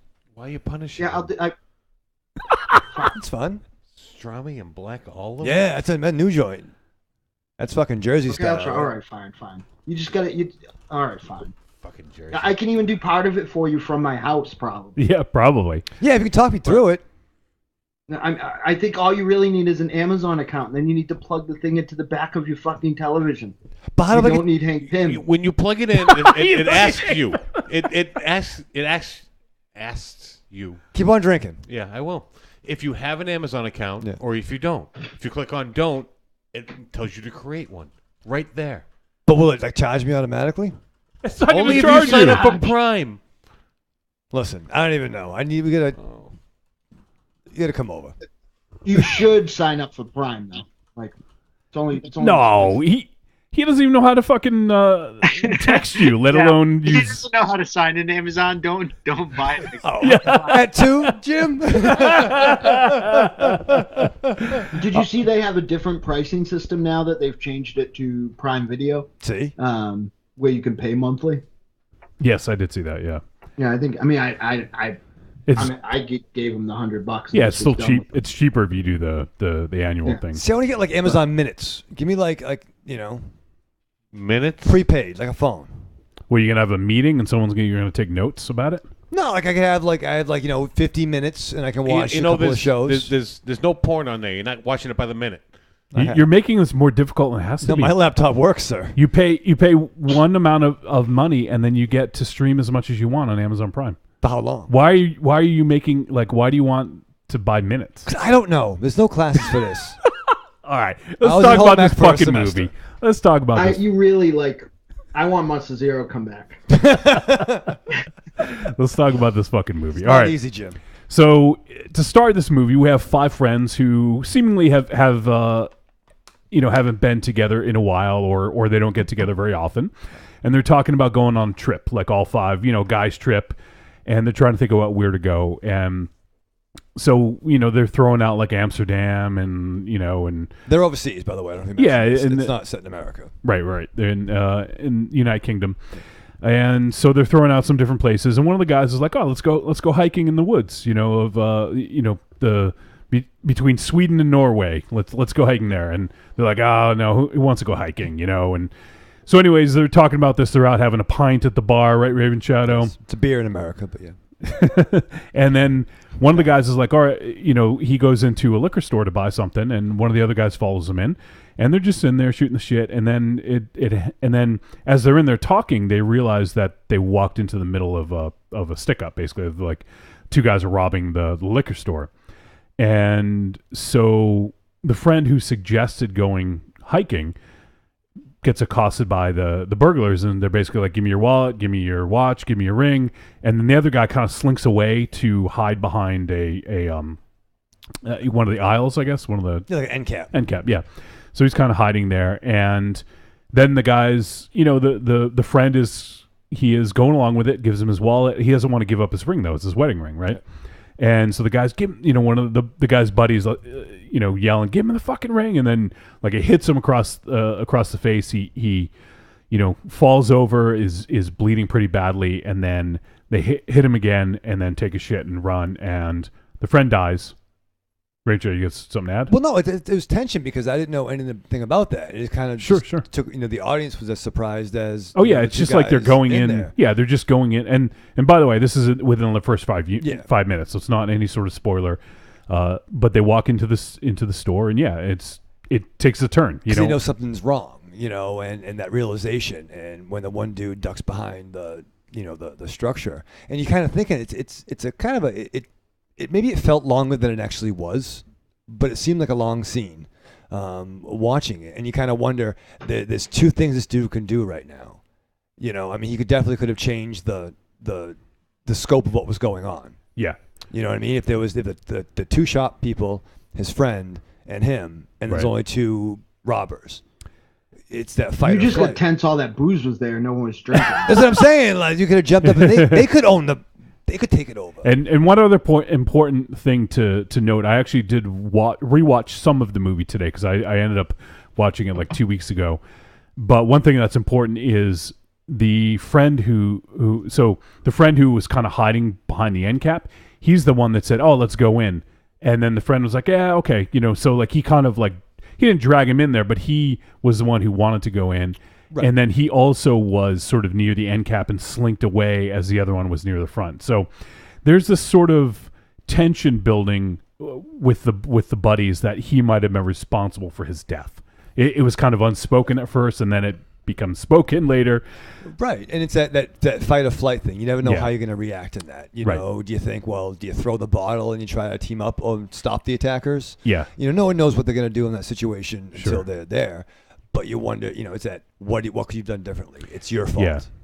Yeah, exactly. So, and then right after it happens, the friend dies, and then we immediately cut to them getting out of tents. They had just spent their first night hiking, and they're getting out of their tents and you know making coffee, and then they go to this one area and basically like have a picture of the friend who died. They they have like a little sort of, I guess, ritual or you know, if you will. Little kind of ceremony, and one of the guys dumps out like the contents of flask. Thank you. I'm losing my fucking my words tonight. I wonder if that was the alcohol that he got from the save something from the special. store. Yeah, but that little guy was thinking exactly what I was thinking. What was that? You don't need to pour out the rest of it, dude. Just a little. You know what I mean? Yeah. It's like he did pour the whole thing out, and you just saw him look over and go, "Dude, what are you doing?" Yeah. Like, you know. Because he left it. It's like, all right, they got a lot of tents in their backpack, but how long are they going to be out there? You know, you got to conserve your alcohol and your smokes. Real quick, let me catch up on the chat room. First time Mike is hanging out now. Up to you. And first time Mike says, should I get Raven Shadow Roku Express? If my mom and pa can use it, Raven Shadow can. Nope. Listen, first time Mike, just call me. I don't know what time it is in Chicago. This Sunday. Then we'll. Sunday. Any first time tech support. First time tech support. Yeah. Evil Corny says, wow. Just pick me up this weekend, and then Okay. then if you can't use it after that, I'll give you a fucking typewriter. All right, Sunday. You could just make your own movies up. Evil Corny says, wow, I'm at a loss for jokes, Raven Shadow. Listen. And Dakota says, Raven Shadow is everyone's grandma. That's fucking weird. Yeah, I'll rock you to sleep. Oh, Leanna says another He's Raven from Millbury. Yeah. Leanna says another Raven Shadow Bumble moment. Listen, Leanna, I didn't even do anything yet. You know what? I realized the problem. It came to me. It's your glasses. Yeah, well, Get your bifocals, and we'll all be all I got set. medical problems. Leanna says, Aries, calm down with the thirst. You know what? Thank you, Leanna. He has a problem, and I'm glad you pointed out in front of Jim Smith. My problem is my glass is almost empty. Yeah. Did you bring another handle? No, they were out. Oh. Give the guy a hard time, and I thought he was going to come over the counter at me. All right, so back to the movie. So now they're backpacking, and then one of the buddies, this sort of, he's I guess the annoying one, right? Yeah, Is that what you call him? the goof. Yeah. They're kind of walking, the ground's a little uneven, and he hurts his knee, and he falls over, and he's like, my He meniscus. falls in a fucking hole. That's not uneven. All right, it is a fucking hole. He almost fell to Middle Earth. It was a fucking rat hole. Yeah. It is the woods. You got to expect that. Aries would know. Right, Aries? Right. Aries goes first. I thought he was going to start talking to Gollum. So he injures himself, and then so they have 2 more days of fucking hiking to get back to civilization. Yeah. And this dude's hobbling, so they they can't call anyone. They can't do anything. So they look at the map and they see that there's maybe a shortcut through the woods where if they go directly through the woods, they can get there quicker and maybe save like a few hours or a day or something like that. So they decide to do that. Good idea, Raven Shadow? Listen, don't stay on the fucking path. All right, if you're in Norwegian, hills or whatnot, just Don't do that. Well, there was a great line in the film. Shortcuts aren't really shortcuts. If they were, they'd be trails. Something like that. Yeah. I like that line. You must say that in the woods. No, I just walk through the woods. No, well. All right. Why walk around it when you go through it? All right, well, you're the god of war. So these guys, they're walking through, and there's some kind of like they feel like they're being followed, or there's something in the woods. Like there's some just kind of general creepiness going on, right? Scary. And then they find a cabin. Bad start. And it's raining really bad. So they decide to go into the cabin and stay for the night. And, some weird shit happens. I think the weird shit in the tree was before the cabin. Okay, yeah. Once again, I saw it 2 weeks ago. So I don't remember they exactly. were already uneasy before they reached the cabin. That's right. That's a bad fucking sign. Right? Yeah. So they stay in the cabin. Some weird things happen. Everyone has these weird dreams. No one wants to talk about it. And I think we'll stop there with sort of the the story. I want people to be able to kind of find this out. This is going to be a little tough to talk about because there is definitely some spoilery stuff, and this is one that I want to keep fresh because it's still fairly new. But I guess we'll get some impressions since we can't really talk super in depth about the ending. But Jim, what did you think of this flick? I really enjoyed it. I thought I know we talked briefly about Black Mirror earlier, but yep. The main guy is one of the main characters with John Hamm in Black Mirror. And I just watched it, so I was like, oh, this guy's a really good actor. So I think that slightly changed my perspective on the film because I actually thought he was pretty awesome. Yeah. Actor, and I loved it, man. I thought it was really cool. I mean, there's so many in the woods type of movies, but this one felt certainly different. Yeah. I think the way it was shot and everything. I've been watching a lot of,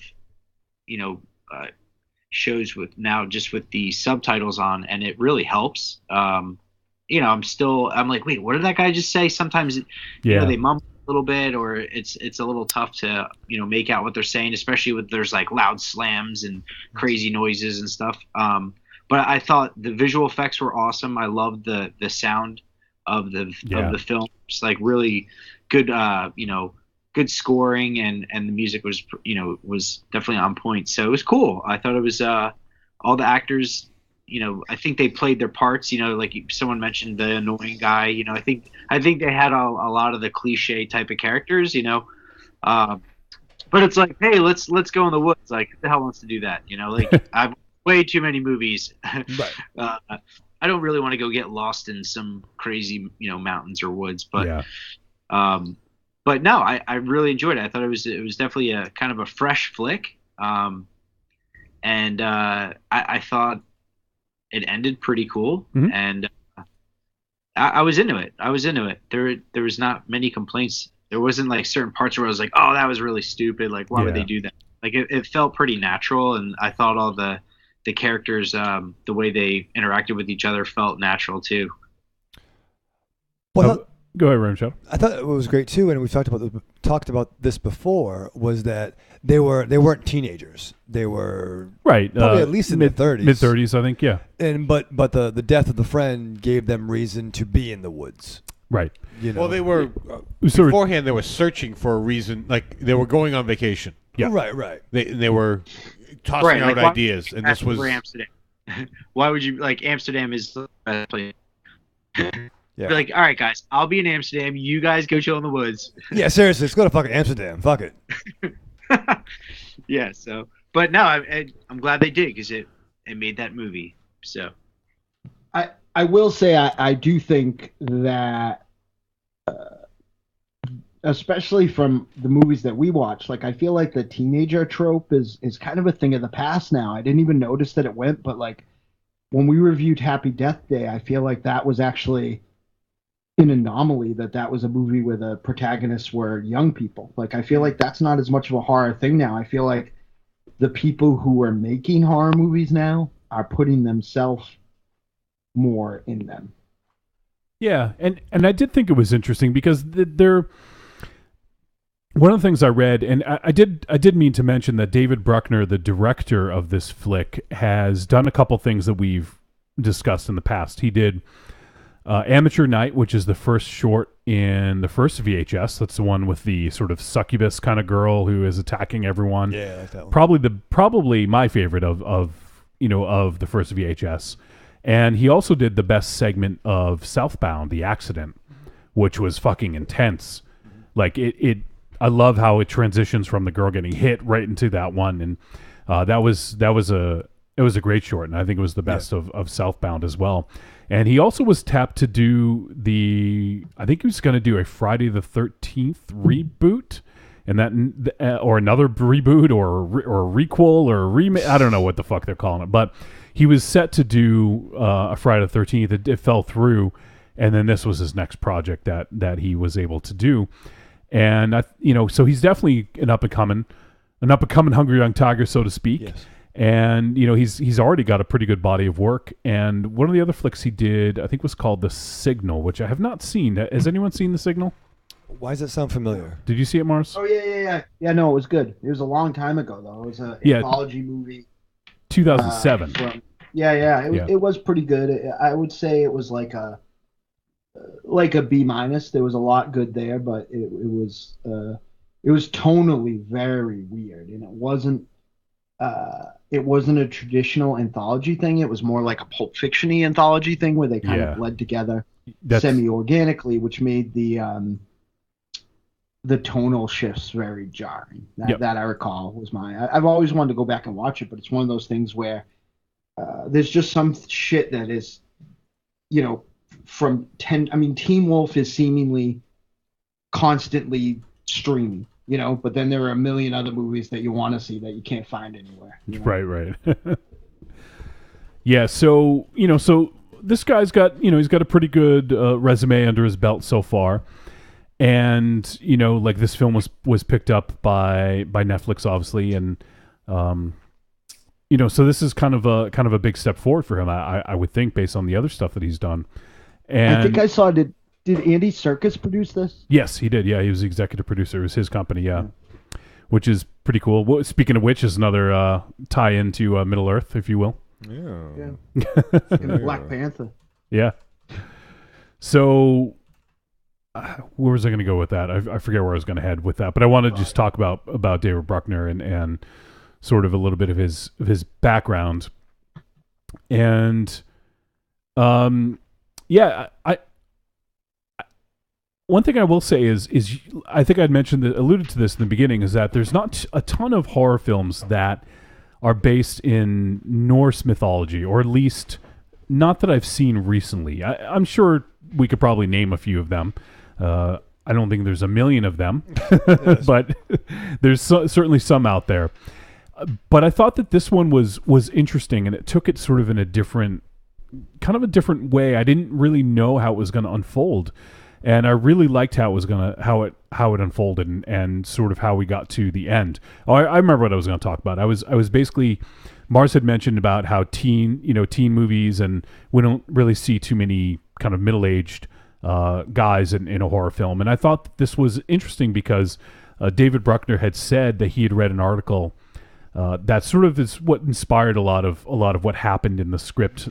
And he basically said in the article was that men in their 30s sort of become more isolated and kind of lose track of their friends.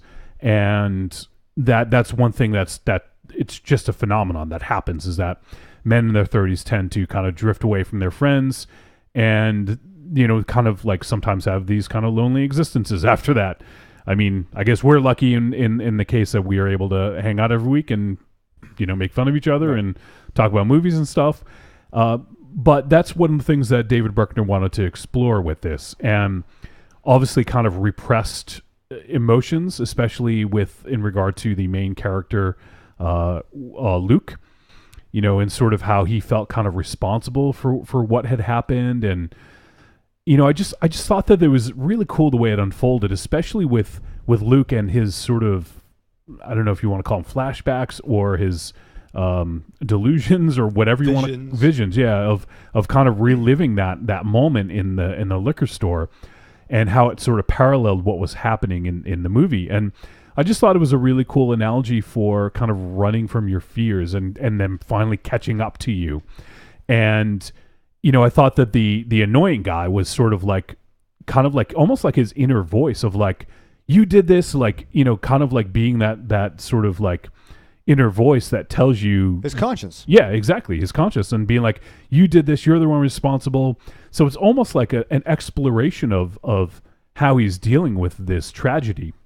Oh yeah, I mean, plus two, it's probably the first time they got together since the funeral, I would think. Right. Probably. You know what I mean? If they were already, you know, they weren't as tight as they used to because of life or whatever. Probably had the funeral. Last thing you want to do is revisit that. So, and probably, you know, even if any dude like didn't want to go, they felt they had to. It was obligation. Oh yeah, for sure. Know? Yeah. And they even couldn't even use their wife or girlfriend as an excuse. It's like, nah, man, she won't let me go. You know, but they have to do it because it's for their friend. I definitely got the feeling none of them wanted to do that. Yeah, they probably didn't want to do it, but they were obligated to. Right. You know, to go. So they're probably confronting, you know, it's the elephant in the room. Everyone, you know, has some heat. That Luke's bringing heat in. Yeah. To this. Yep. And he fucking knows it. And they all know it. And a couple dudes are trying just to, you know, have a good time, but it's fucking there. Yeah. And this is more of sort of not really a fun vacation as it is a necessary one where, like you had said, they had to kind of do this after the friend had recommended it and then he died. You know, it's kind of like they felt there was like a debt they had to repay or do it for they should do it. Yeah. Yeah, exactly. Do it for me? Yeah, for you, yeah. All right. In the chat room, Leanna and both Dakota called out Troll Hunter, and definitely that would be sort of Norse mythology, that was a fucking great movie. This did remind me a little bit, mostly because it took place in the woods, I guess. I wouldn't say there's a lot of things that reminded me of it, but it was evocative of it at times. This is more religious mythology than like fantasy mythology. Definitely, yeah. So that's why you are 100% right, but that's why I didn't draw that correlation because it's like a different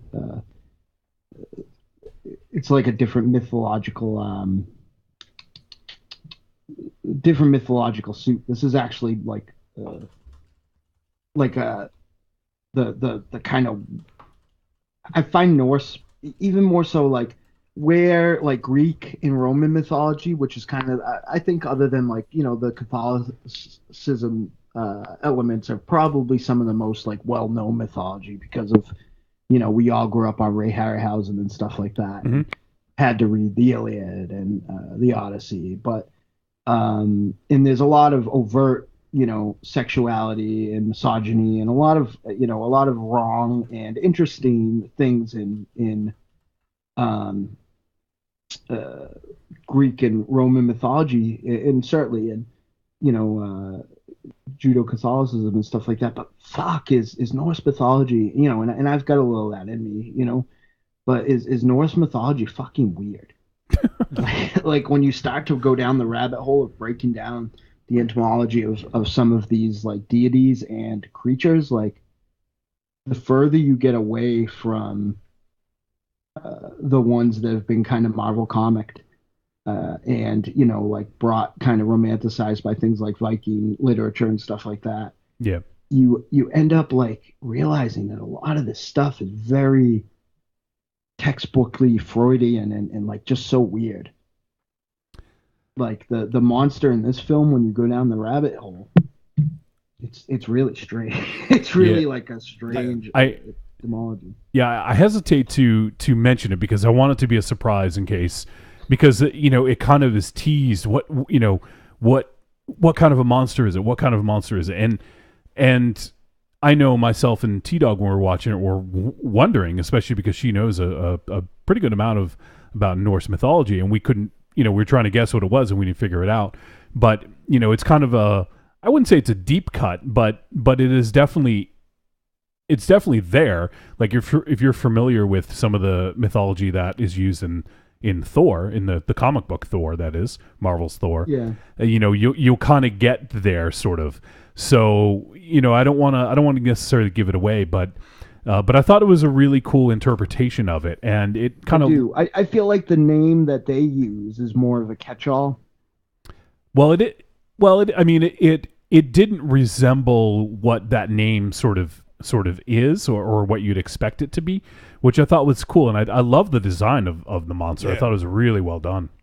I was on the fence. Sometimes I really did, and sometimes I didn't. It kind of reminded me of, not in the way it looked, but in what's that awesome Korean monster movie? Oh, I was like The Witch. The Host. I was getting The Host. Yeah. Like I wasn't crazy about the monster design in that, and I felt I liked this a little more, but I was on the fence a little bit. Like I felt like sometimes things that they can make it too original. You know what I mean? Like, and it just kind of loses. And there's also something to be said too about a big build up to it. Like they did a really good job of. I mean, there's a big chunk of this movie where it's. I hate to use the cliche of almost two movies, but you have a very typical Lost in the Woods horror movie for the first chunk of this, and then you have another kind of horror movie for a bit, but then you get a third kind of like horror movie, which isn't like really. This is in my opinion, a kind of new setting for this. Yeah. The kind of backwoodsy thing. It felt kind of fresh. It felt familiar, but they did enough different things to sort of let it stand out from the pack of other stuff that, because there certainly was, and I don't want to say it was similar to this, but there's definitely some Blair Witch in there. Yeah. Because when you place any horror film in the woods, it's going to be hard not to think about that. So there certainly was a bit of that, especially as if you're getting lost and stuff like that. And what characters do and where they go a little bit. But I felt that this did enough different things, and especially sort of with the mythology of it, that definitely made it stand out. And one of the things that T-Dog said in the chat room is that this is definitely more inspired by Norse mythology than based on it. So they definitely sort of had their way with it a little bit, and did some different things. It didn't go right by the book. It's know what this movie made me think of, and it's kind of not a deep cut, but maybe you guys will agree with me. Do you remember before the Blair Witch Project remake was outed as being the Blair Witch Project remake, the incredible trailer that they ran, and how it was just called The Woods, and how terrifying it was, and how it was one of the best trailers I've ever seen. Like, I feel like this was that movie. Yeah. Because you get all that sort of emotion and all that really raw stuff that didn't come across in the Blair Witch remake. Yeah, I still haven't seen the Blair Witch remake, but I did see the trailer, and I totally get what you're saying. So, skip it. Is it a remake? I thought it continued. Yeah, no, it's. I mean, unlike the sequel, which wasn't so bad, and I actually just rewatched it recently. It is a sequel, but it's more remakey than it's not, because they do a lot of the same dumb shit to kind of. It's similar. I haven't seen the Thing sequel yet, remake, but I hear like people say, "Oh, well, it's not a sequel, it's a remake," but they do the, everybody's tied up to test who's the right same person. You know what I mean? They hit all the same spots. So yeah. I gotta say though, I was locked. I love when this happens in movies where I'm like, what is it? Like I really got caught up in how far are they gonna go. Yeah, you kind of hanging on the edge of your seat, just waiting to see what's going to happen next, and then when the question of scale came into play, right, and I'm like, now what the fuck are they doing? And it just, I really like that. And every time they drop these clues, and they don't show you anything, but the imagination was really what got me really wrapped up into it. Yeah, and Leanna says Loki does give birth to a horse. Which that was a fucking weird party. Tom Hiddleston. Yes, you can fucking do it. He's a good actor. He's a good actor. And T-Dog says, very well done, though. Not tacky at all. I really liked it in reference to the ritual, and said that I also loved that the runes they inscribed on the trees actually made sense in context. Well, that was my question for T-Dog. Yeah. Did they keep it real? Like, is that shit that she knows about? Yeah, she basically she's like, oh, that's Schlonghagen. Like, yeah, fuck it is. She transcribed them for me, and especially, I think there's one on like the door. There's like some on the door or something like that. But they definitely were sort of relevant to what was kind of going on, I think. Okay. So yeah, so it's pretty cool. She said, someone had more than a basic understanding of those. So yeah, so they definitely did their research, which is cool, and you kind of have to do, right? If you're going to do this movie, you can't have it. Well, T-Dog's watching. You gotta she'll hit you with a sword. So, Aries, you've been a little quiet there. You want to get some thoughts in before we head to a verdict? I've been getting a feel for everyone, so I know. I know which side of the ring to stand on. You lay in the weed. You lay in the weeds. Listen, Jim, we're sorry for Aries, just so you know. He is a ranger, so he knows the woods well. So he's hanging out, hiding behind a tree. No, I mean, all in all, I enjoyed this movie. There were some subtle things about the movie I didn't like. I didn't like that right from the get-go I knew the order which the people were going to die. Fair. It just was far too obvious with the character development. And what do you call it? Archetype. Yeah. You know, yeah. I also didn't like. I enjoyed the score for the most part, but I didn't like that they did a little too much build up to this is when you're supposed to be scared. Like there was just too much, like, you know, the whole boom and, you know, jump now. Well, I mean, it's kind of, it's standard though. Almost every horror movie does it. But this one, it did it at points where it shouldn't have. It should have left it to be a little more subtle. There were, you know, the monster walking, you know, off in the distance. You just catch a glimpse of him. You know what? You don't need the bump bomb to emphasize it. If you blink, you missed it. You know what? Screw you. Pay more attention to the movie. Yeah. Put down your fucking phone and watch the movie. Yeah, Raven Shadow. Listen, I paid pretty much attention to the entire movie. Well, I think one of my favorite scenes was when you see that hand behind the tree. They did that kind of wide, like long shot, and you could see the hand on the tree, and it just kind of moves a little bit. Oh, yeah. I thought that was really off-putting. That he kind of catches from the one dude catches, right? The what? Didn't somebody see it? Yeah. Well, it's focusing on it. It's in the middle of the frame, and then you don't necessarily notice it until the hand starts like moving, and then you're like, "Holy shit, that's a hand!" You know, it just really well done and very creepy. A lot of the things that they did, and I really, you know, and this kind of builds up, and I just like how it builds up, and then we get to the end, and it sort of puts some of the pieces together that you saw on their journey through the woods, and I don't know, it just I thought it fit together really well. It's a really, you know, tight 94-minute film, and they did a lot of really good stuff with it. And this isn't your, you know, this is something I would absolutely expect to see in theaters, and it's cool that it dropped on Netflix, and that's kind of the thing that we've been talking a little bit about Netflix as a legitimate delivery method, and I think all of us agree that it is. I'll forget about it. It's just these old white guys in the academy that don't view it as such.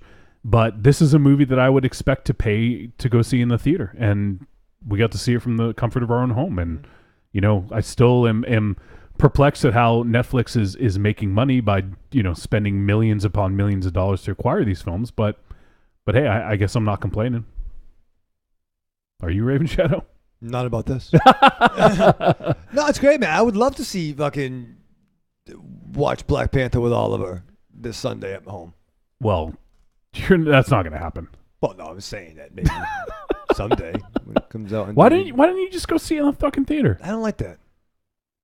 You don't like the theater? No, it's good. I like being home. Fucking hermit. Yeah. No, call you Obi-Wan Raven Shadow. Well, no, if I'm there, I watch fucking it, do hermit. some things. No, I like being at home. That's nice. Yeah. It's quiet there. Yeah, no one else is there. You won't come over. When was the last time I was over your house? Well, I think if we come over, watch a movie, then we can play with the fucking. Oh, Hey. go to the sexy speakeasy. Speakeasy, maybe hook something up, plug something in. He'd be like, listen. He'd be like, Gary, just go in there real quick. Yeah, just close your eyes. Close your eyes. Take your shoes off. All right. Is there anything else we want to talk about before we head to a verdict on this one? Do we miss anything? Well, there's one thing I'm not clear of, but okay. Well, is it spoilery? It's very spoilery, so okay, yeah. I'd probably talk about it with the guys in the room after we're on break or something. How about Jim, Mars? You guys have anything to add? Not really. Actually, the only other thing, the cover art, flipping through Netflix, I was like, oh, what's this? I definitely added to my queue. Yeah. I watched a little bit of the trailer, and like I said, I watched it after the Black Mirror, so I was kind of already in that frame of mind. It honestly kind of made me think about Black Mirror a little bit when I was watching it, but overall, definitely awesome. I thought it was definitely fun, and a lot of good jumpy spots too, which my wife flinched, quite a few times. So it was fun watching it with her because I'd look over and she just looked like terrified. So it was pretty cool. T-Dog called you Hermit Shadow. Yes. And I guess real quick before we head to the verdict, so we talk a lot on the show about back in the day going to the VHS store, looking through the racks, picking out something that really jumps out at you, making that informed decision about what you want to watch. Now, and Jim, you just said that you said something interesting about the art sort of popping off for you when you saw it on Netflix. So was there something that just was kind of alluring to you? Like, was there something that really kind of was inviting to you about it? I just, honestly, as a designer, I just really like the type treatment. Yep. It was like really clean and subtle. And I was kind of reminded of like an Evil Dead vibe with the trees and the fog. So just like, kind of going through it quickly, I'm like, all right, it's a woods movie. Like, you get it. But I did like the type treatment, like how it was incorporated. It's just subtle, and I think it fit the film, the way they desaturated a lot of the color in the movie, which it kind of gives it that old like period time, vibe. There's nothing super interesting about it, but you're right. It's very sort of atmospheric, and with the type and just the way it sort of looks. It is kind of inviting. It's not that sort of like crazy 80s aesthetic where it jumps off the page. It's just kind of atmospheric. So when you're flipping through, on Netflix, you're swiping around or using your Wii mote if you're fucking Raven Shadow. Yeah. Do you like stand up and like how do you do it? Like, I want this you one. You pretend like you're fucking swinging a bat? Yeah, well, tennis racket? Yeah, it depends what I'm in the mood for. Little volley for choice. Like playing craps. Yeah. Clackety clow. But I think there's certainly a different aesthetic now. Whereas back in the day, you wanted something colorful, something that was going to really catch your eye. But now, when you're kind of flipping through on a digital screen, I guess it's different. I mean, I still would mark out for an 80s style sort of poster. But, maybe now it's more about atmosphere, or looking at this, it is sort of inviting because you see the woods. You get a lot of what... I don't want to go in those woods. Yeah. That's not inviting at all. But it's very foggy. You see the woods, and, you have this sort of like ominous, font that they use. So in a way, it's very, I guess, I keep going back to the word atmospheric, but, I think that's something that sort of jumps off the page, where it's not just like people on, people's faces or something like that. It's just something a little different than you might normally see on Netflix nowadays. This is very eye-catching. This would cause me to stop and look at it. If I'm just kind of flipping through, going past all the posters, this one would make me stop. Yeah, I think so. And that, honestly, like, I hadn't heard anything about this, and T-Dog and I were just flipping through on Netflix, and we saw this, and then we're like, oh, what's this? The Ritual. And then on it wasn't the poster art, but on the sort of like trailer, when they have the trailer that auto plays now, like after the trailer ended, that one of the images was the woods and them in the woods with all the runes carved in on the trees, and that's what really caught us. That cinched her right in. Yeah, well, yeah. You didn't have a choice at that point. I've actually noticed a few times Netflix has swapped covers. Yeah, because there's a Like, different poster for this. Yeah. Yeah, because I'm like, wait, when I saved it, that wasn't the image that was there, and then like sometimes I think they just randomly switch it to like a different poster. But yeah, I thought it looked like a book cover too for some reason. I don't. Yeah. That's a good so observation. like I was like interested in it just by it kind of having a different tone to it. Versus, accidentally, I was like bright, even Stranger Things is like bright colors on black. Yeah. So you accidentally clicked on the Norse romantic comedy. Don't ruin it. But I don't know. I also caught the vibe of the witch. Yeah, I could see that with the poster. Even in the movie though, just kind of I don't know. But things happen in this just movie. with the accents and stuff too. Just kind of contributes, like puts me more in that world. It's worth mentioning because Jim made me think of it that I got more of an Evil Dead vibe than a Blair Witch vibe. Like, not that there was like, not in a kinetic way, but just something about the fact that the woods were more of a character instead of like, in Blair Witch, because of the way it was shot, it was all real tight on those people and a lot of darkness and stuff, and any trees in it were like stunt trees. And this, like, the woods were definitely a villain, an ominous character, which made me think more of Evil Dead per se. I'm probably gonna get shit for this one, but before they revealed the monster, and it was just the flashes of it, all I could think of is the monsters from the village. Oh yeah, you're not wrong. Yeah. Actually, Yeah. I didn't think of it. That was all I could picture. Like, I was like, oh God, please don't let it look like those. That was all the visual I had in my head until they revealed it. Yeah. All right, let me catch up in the chat room, and then we'll head to a verdict. Leanna says, God, can you imagine if Ray landed on that island and he turns around and it's Raven Shadow? Hey, dudes. He pulls out a cigarette, lights it, and just ends with a one-liner. Yeah, Bombaleo. Bombaleo. That's the end of it. Force Awakens. Clean up in Isle Hanson. Evil Corny says, yeah, Raven Shadow will have Ray setting up all his tech. She won't learn a damn thing about the Force. I'm glad you're here. Make this VCR work. Change the clocks. And T-Dog says, I agree with Jim. The pace, the muted colors, the strained atmosphere, and obviously the woods similar to The Witch. And Dakota says, I was scared it was going to end up being a fake monster like The Village. And yeah, he's pretty much said I love when Aries thinks he's going to get shit, he almost is universally like agreed with, but when he thinks we're all on the same page as him, like, is when our shit goes haywire. When has shit gone haywire? Last week's episode. Right. Because you motherfuckers just interpreted a farm because you see a house. Listen, I think Corny thought it was a farm too. Who? Corny. He doesn't know what he's talking about. He's from Alabama. He's drunk. Says the drunk. Yeah. Says the drunk. There was a You would Kubota know. tractor in the back of the fucking. You know what's another awesome thing, Aries? Dominatrix thought it was charming that you thought it was the type of alcohol delivery that Corny liked. You thought he liked her because of the flask. Oh, okay. Were you too drunk to remember that? I'm remembering something, but I really She was she was Corny's Valentine's, and he made it. And you were like, I bring a whole thing of booze. yeah, I was just kind of making a joke. All right, verdict time. Moving on. Bring out the buster. Trick or treat, baby. What's that? I wonder if people would say you're a trick or a treat. Trick or treat, motherfucker.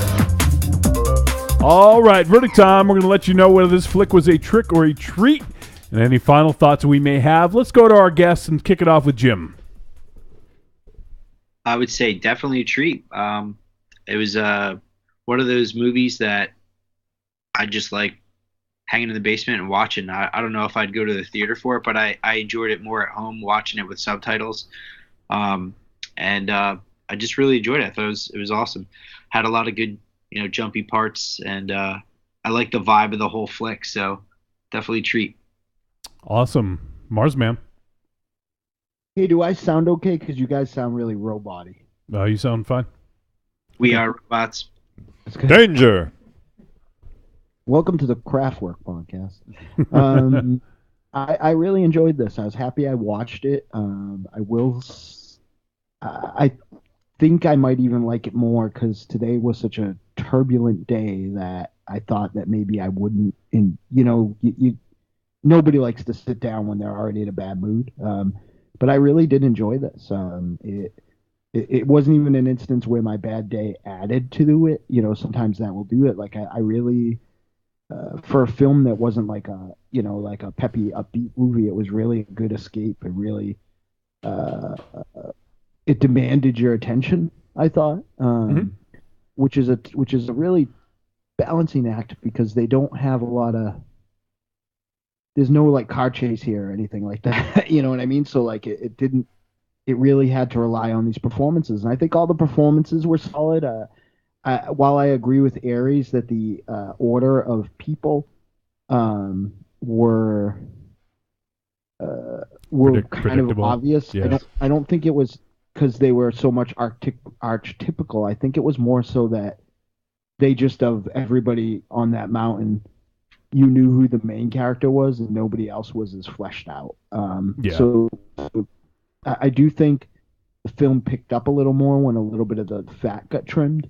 But I liked it. Again, I do feel like the monster design, I'm up and down about it. Like, the closer it was, the cooler it was, I think, which is kind of a weird thing. The further away it was, it looked like something that Mary Lou Who would be riding in the Grinch Stole Christmas.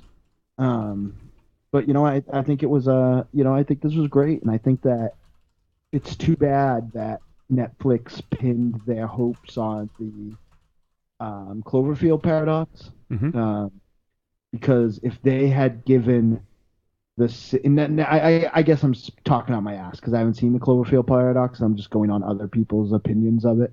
But if they had put this as a Super Bowl ad,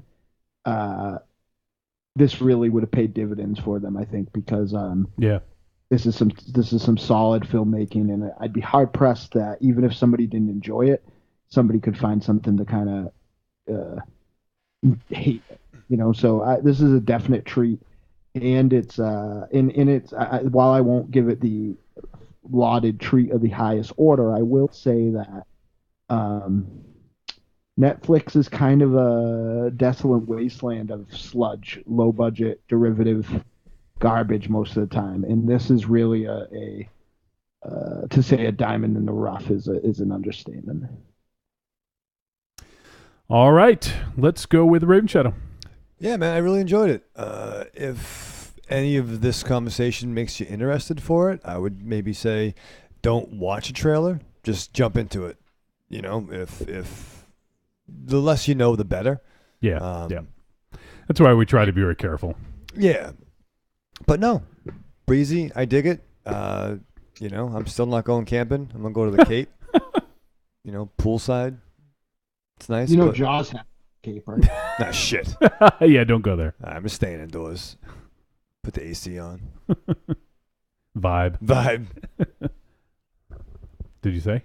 Oh, treat. Okay. Aries.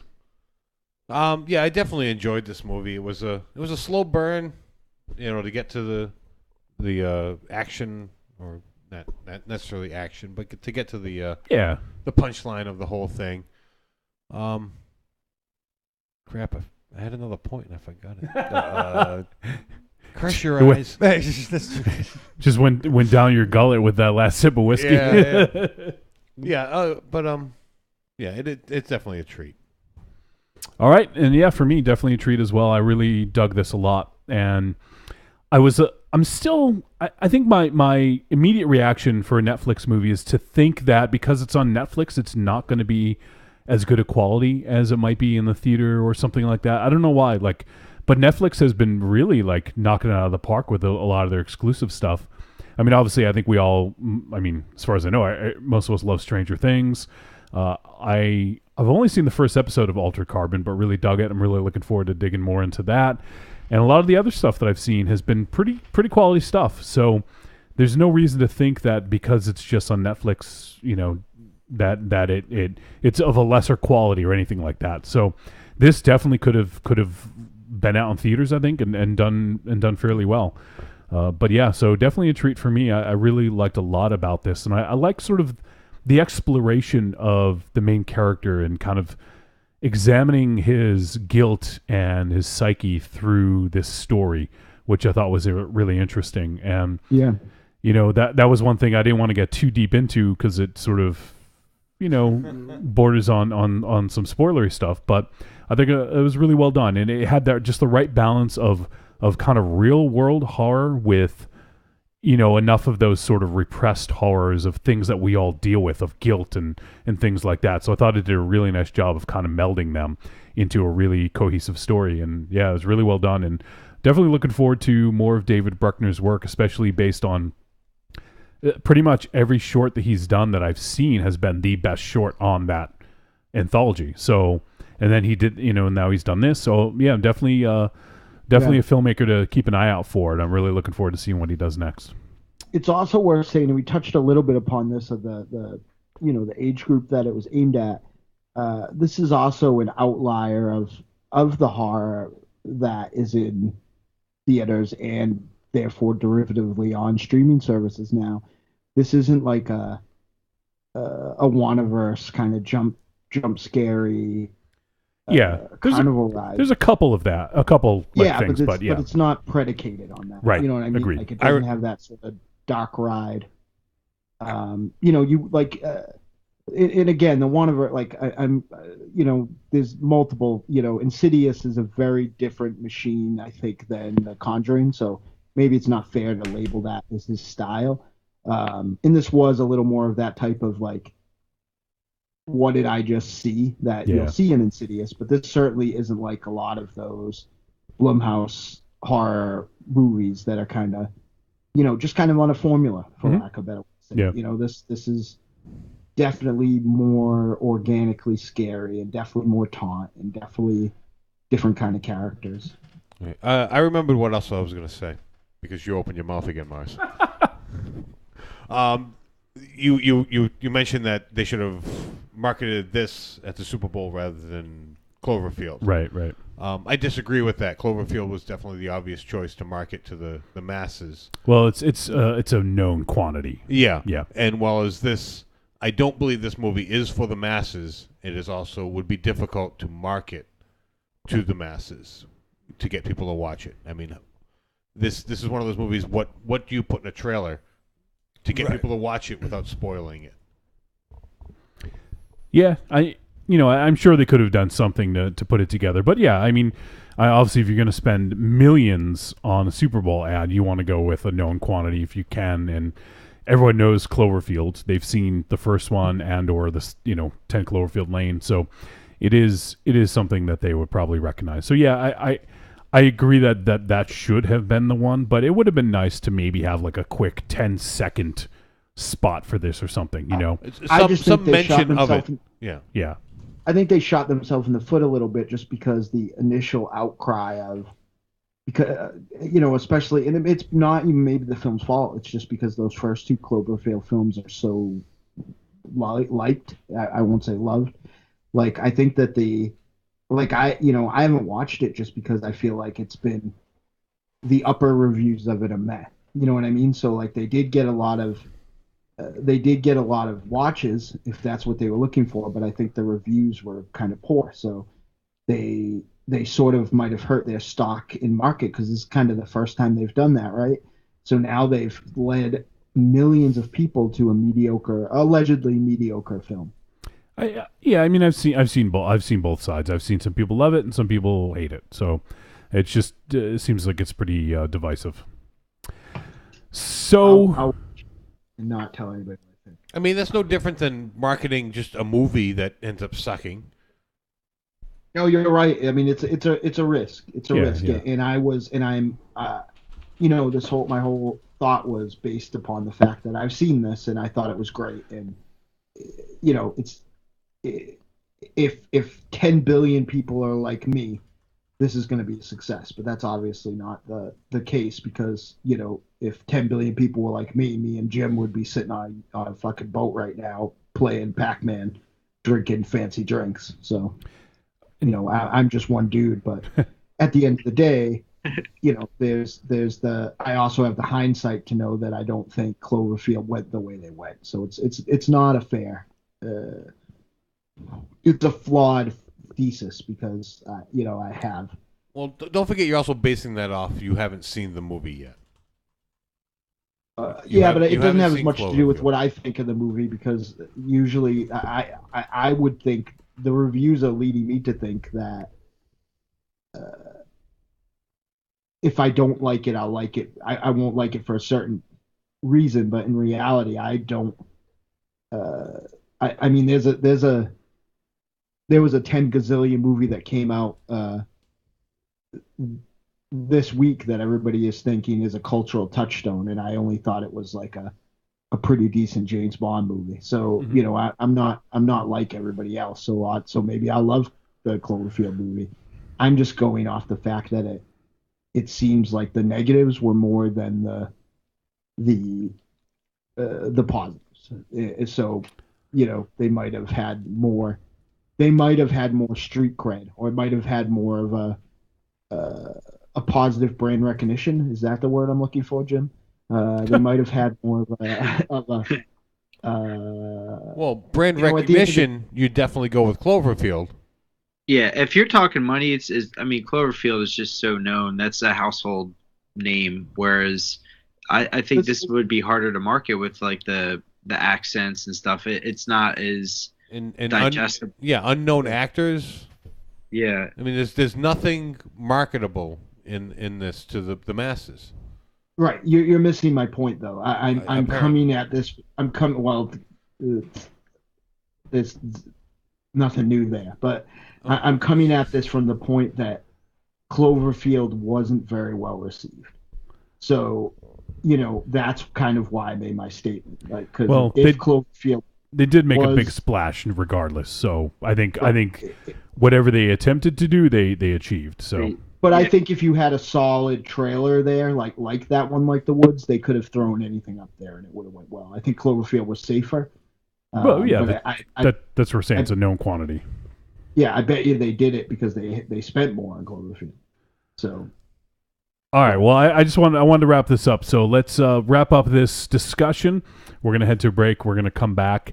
We're going to talk a little bit more Jim Smith, play some voicemails, and wrap things up. But before we do that, let you know what we're doing for next week. Next week, we have another guest. Ooh. We have another movie. Our guest next week. It's been maybe almost a year since we last had him on. It's our boy, Neck. Steven Scarlatta is going to join us next week. And so Steven's going to come on, just kind of shoot the breeze, shoot the shit. We'll catch up with our buddy. And Mars and I saw him back in July. I think it's the last time we spoke to him was when we met him out in Long Beach. So yep. We ate at a place that had brunch in the title of it. How they had any brunch options. It's true. And I paid $5 for one vegan sausage link. The whole package would be less.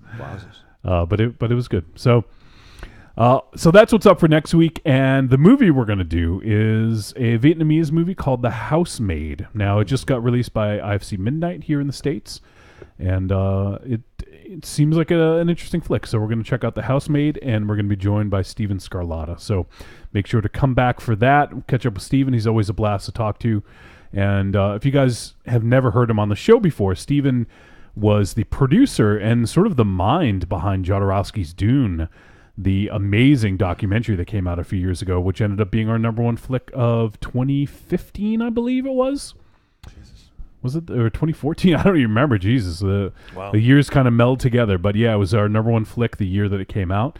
And Steven just is such a cool guy, such a great dude. So, he knows so much about lost movies and stories, and I'm sure we'll get into a little bit of that and talk a little bit about Jodorowsky's He's Dune. the king of alternative cinema history. Yeah, absolutely. That's a good way of putting it for sure. And Jim, when we come back, I'd love to play a little bit of another track off the album. Do you have a preference as to which one we play coming back from the break? Yeah, we could rock Radar 11. Yeah, let's do it. All right, Radar 11. So, all right, guys, we're going to take a quick break. We'll be back, and we're going to be played back by some Teeel off of the new album Overtime, which, as of right now, comes out in 26 minutes, Jim. So hopefully people got their free copy of it in the chat room if they're hanging out. And if you guys are listening to the podcast and you want to get in on it, the first 3 people that email podcast@trickortreatradio.com their favorite Teeel song, we will send you a link to download the album for free. So there you go. We're going to head to a break. We'll be back, and we'll talk some more with Jim. You go through your week with the same old routine. What you really want is some blood and thunder in your life. Well, friend, you found it. The Cromcast is an adventurous journey through the history of two-fisted pulp stories. With your hosts, John, Josh, and Luke. We have action, horror, and adventure, all through the lens of pulp luminary Robert E. Howard. Don't just stay in your ordinary life. Find your pulp life at thecromcast.blogspot.com. The Cromcast. The Cromcast. The Cromcast.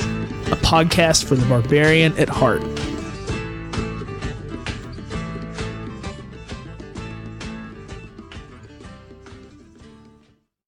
I'm Alex West. And I'm Andrea Subasati, and we're from the Faculty of Horror podcast. And you're listening to Trick or Treat Radio.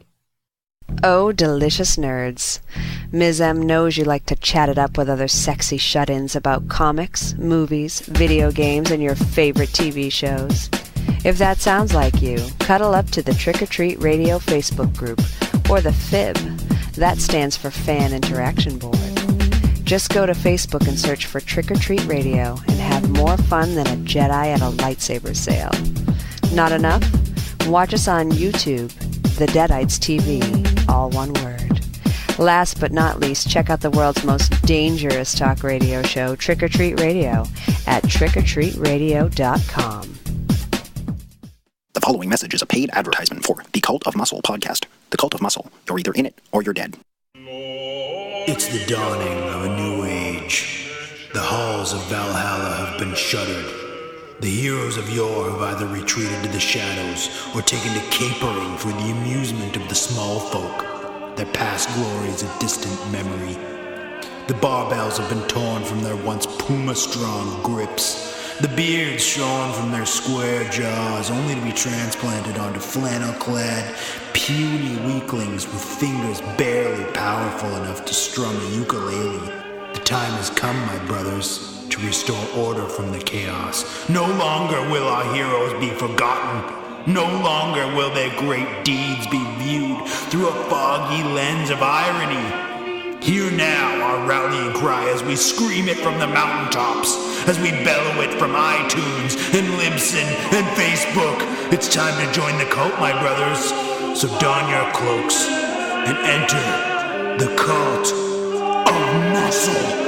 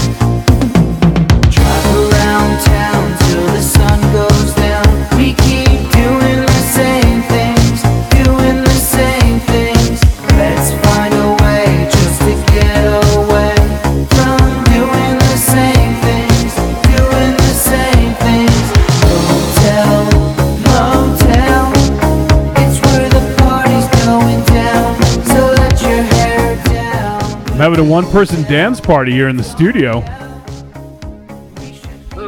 Oh, I fucking love this song, Jim. Yeah, this one was fun, man. It was a good time. I'm gonna bump this all night. I'm not gonna even sleep. I'm gonna listen to the new album all night. Nice. Yeah, I'm super excited. It's coming out in 20 minutes. Yeah, 20 minutes. So, anyone out there listening live, you still have a chance to get it early. I'll go ahead and post the link one more time in the chat room. So if you are listening live and didn't get it, you can go ahead and get it right now. I just put it in there, so you guys can go there and check. Enjoy, download it. Obviously, please don't share that link, but that's just for you guys. So enjoy.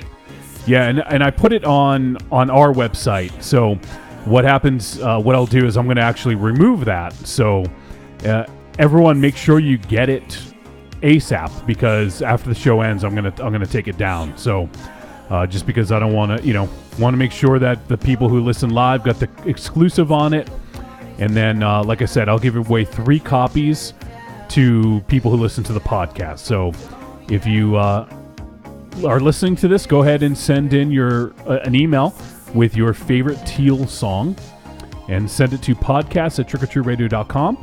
If you're one of the lucky 3, we'll go ahead and send you a link to download the album for free. So, yes. So, we got 20. Thank you, guys. No, thank you, Jim. It's incredibly generous for you to just give that away to our listeners. It's really fucking cool of you, man. Oh, yeah, absolutely. Trick or Treat Radio listeners are the best. So, you guys deserve it. Well, we think you're the fucking cat's pajamas, Jim.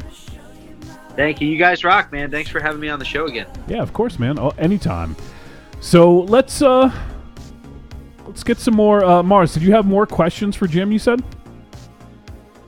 I think I asked my main one. Like, I could really nerd out, and we've done this over the phone, so I won't bore our listeners. But I could really nerd out about just vocal production with Jim all day, because it's really the bane of my existence. I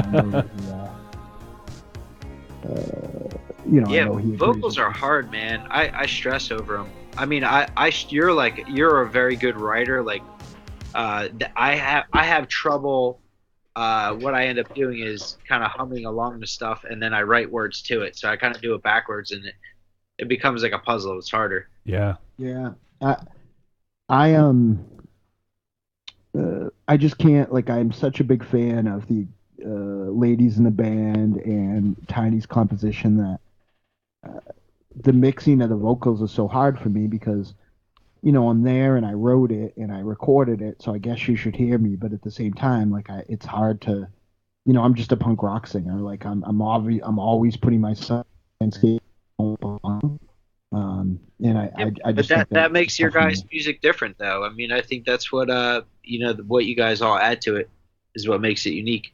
Because you guys, even when you play live, you guys have quite a big range of music too, and like influence from everyone, which is awesome.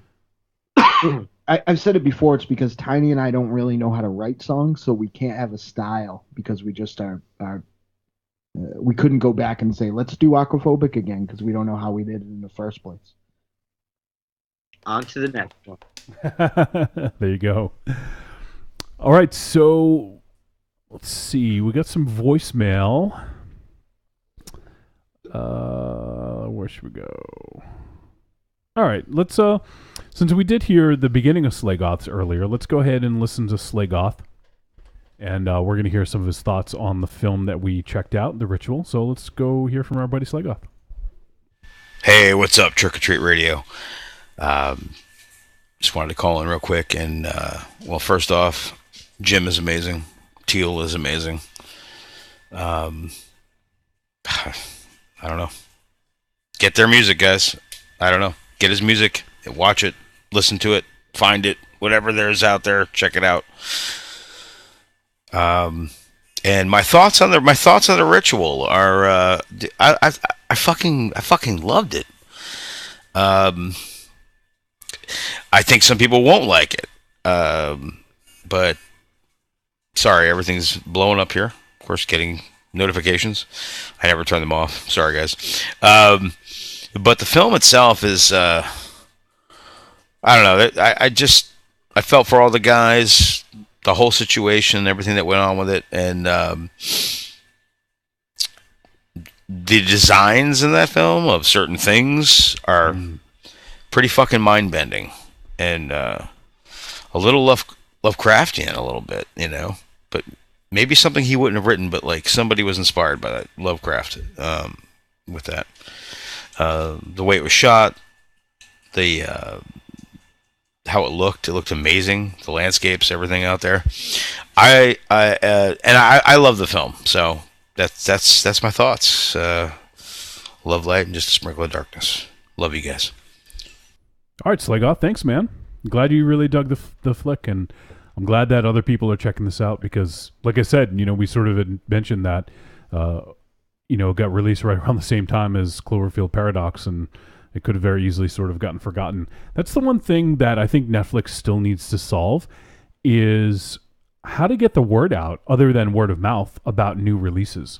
Right. Unless it's like a big like tentpole like Stranger Things or even Altered Carbon, I saw a lot of trailers for. Like those ones are the series are getting a lot of play, like the Marvel series and stuff like that. Yeah.